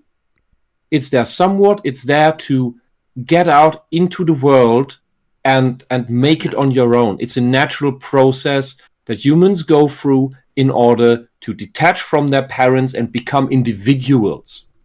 And in some cases, this goes very bonkers, because if we live in a civilization, because I didn't want to say the meme sentence. No, don't stop. No. Is where this process happens, where kids just can't move out from their parents' household at this point anymore. It's not in it.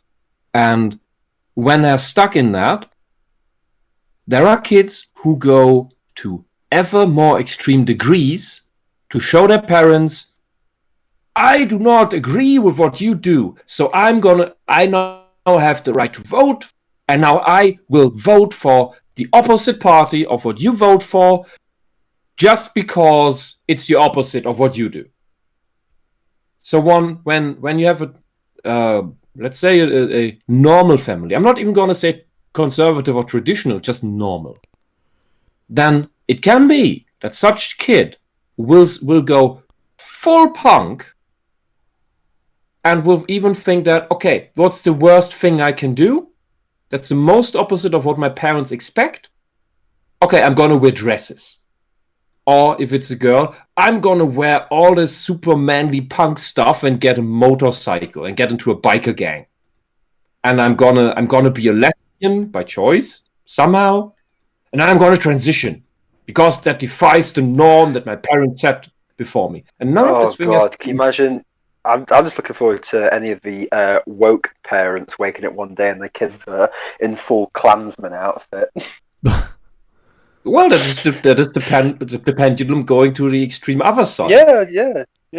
And that would be rebelling against these parents. And they wouldn't do it because they believe in it, but just because this is the thing that pisses my parents off the most. In the UK, I think in people under 20, gay and lesbian acceptance has gone down. Kids are less accepted of gay couples because it's rebelling against the woke parents, I'll say, and everything. So it used to be. I think it was 85% for my generation. I think it's at 46% or something now. Wow. For the generation below me. Wow. Yeah, it's really cutting down. Wow. Yeah, and this is here, social justice. You did this. You made this. You made it worse for all of us. The next generation always rebels. The generation below you always rebels against your generation. Yeah, but this thing could have been left at just plain acceptance and, okay, it's normal, there's nothing special about it. If it would have stayed that there's nothing special about it, the numbers would have stayed relatively high. I would guess that. That would be my assumption. Because no one cared. But now it's like... But since they make a big deal out of it. They make as much of a big deal out of it as the evangelicals. It's cool now. It's cool now to be anti-woke as well. Being woke is classed as boring and nerdy and stupid. This is why people like Dankula because and these Sargon people are... and all these people get all these like and Crowder and all this. It's why people get these views, because full offence, I'm not gonna say no offence, full offence. The lefty liberals are boring fuckers who bore people to death. They're overly preachy shit. Yeah, they're authoritarian and they are annoying and they're dumb and they are clowns. They're absolute clowns. And since they are the older generation, they don't think they expected that this would happen to them. The new generation of kids sees these people are really fucking dumb. I don't want to be like them. I'm going to do the opposite of them. Yeah, these people are fucking really boring.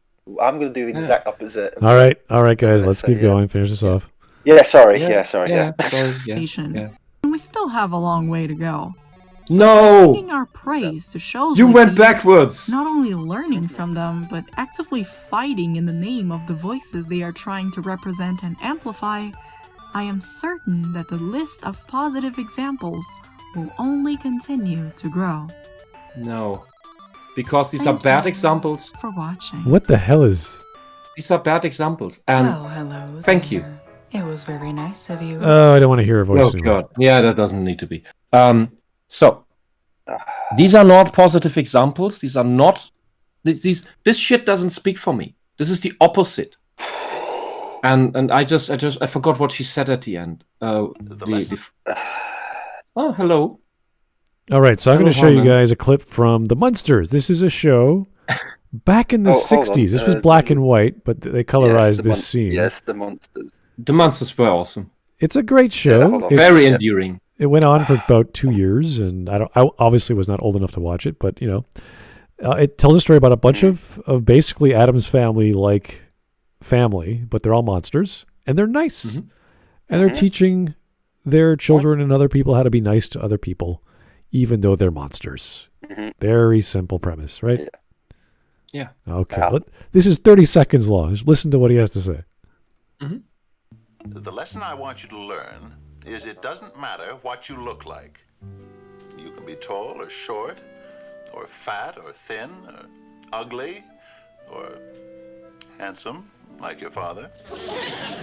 You can be black or yellow or white. It doesn't matter.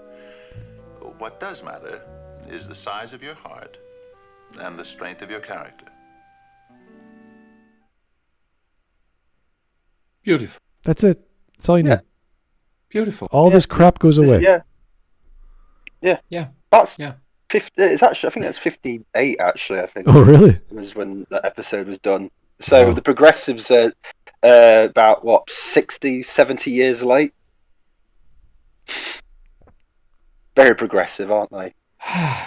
Yeah, and I don't Progressive, remember her word, and I don't want to hear them really again because she sounds so horrible. They really do sicken me with it, because that is the best message you could ever have. Yeah. And these people are like, no, it doesn't matter. You've got to be so gay and flamboyant, and it's gay. Fuck off. We get it's it. All about what you look for them. For them, it's the opposite of what Herman just said. It's all about what you look like. And the thing is, this is the great thing about the Munsters and the Addams Family as well, is that they teach these the good messages that the SJWs think they are teaching. Yeah. The Munsters teach these messages through metaphor. The Munsters are monsters, the classic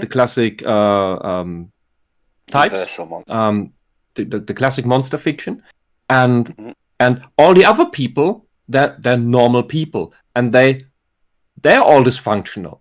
All the other families, the normal families, they're all dysfunctional. The monsters, they're a kind family that works together, just like the Addams Family.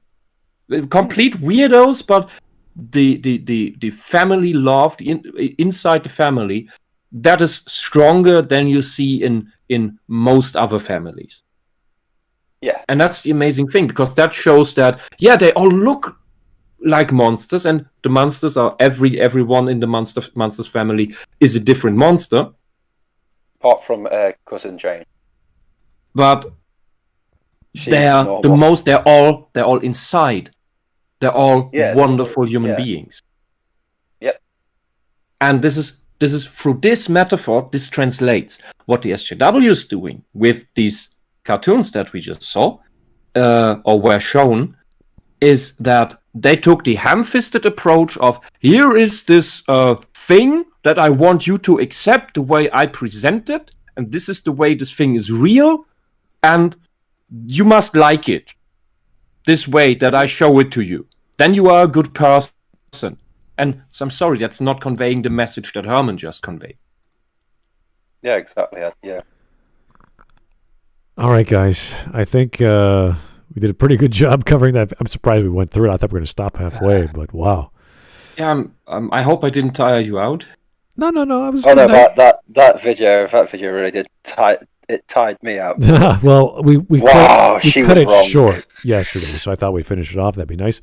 But tomorrow we're doing Maggie May. It's that time of the month. So if you guys are up for it, I don't know who's going to do it, but I have to see. I haven't lived through one of those yet. Oh, I don't know if you want to do that. No, it takes a special one. You might drive you nuts with that. It's It's scary. I don't know if you want to come for that. It takes a special sort of stupid Brit to always hold his hand up and says, "Yeah, I'll be there." Yeah, no, it takes someone like a Dunn and myself to just respect. Oh my God, this woman is out of her mind.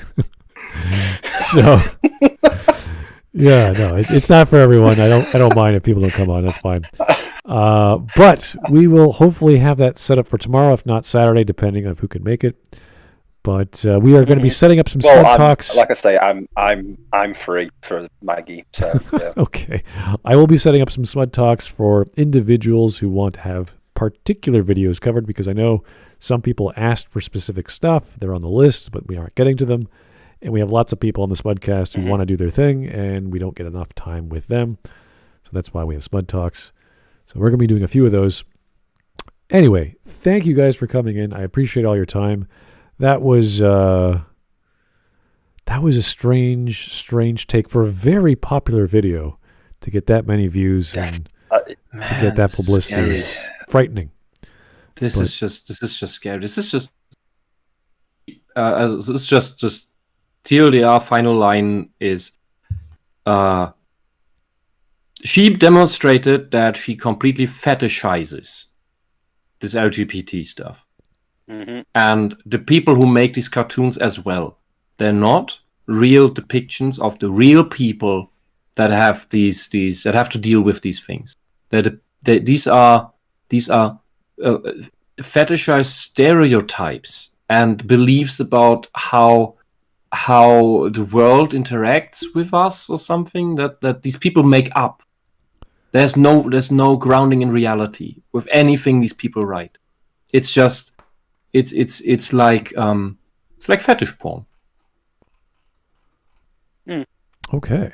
All right. Yeah. No, it's true. Yeah. So, folks, I might have a game night tonight. I don't know. It's kind of late for most people, though. Bug me in the Discord for what you want to play. I just installed Mass Effect 3. I was playing multiplayer last night. It is working, so my computer can run. I just have to delete, unfortunately, New Vegas to play it. Anyway, bug me soon. I'm going to go take a break because I need to reassess my brain for about 10 minutes. I'll be fine. I want to go and rethink your life. I want to go and rethink my life. No, not that far. I'm good. Anyway, good night, folks. Have yourself a good time, and we'll talk to you real soon tomorrow.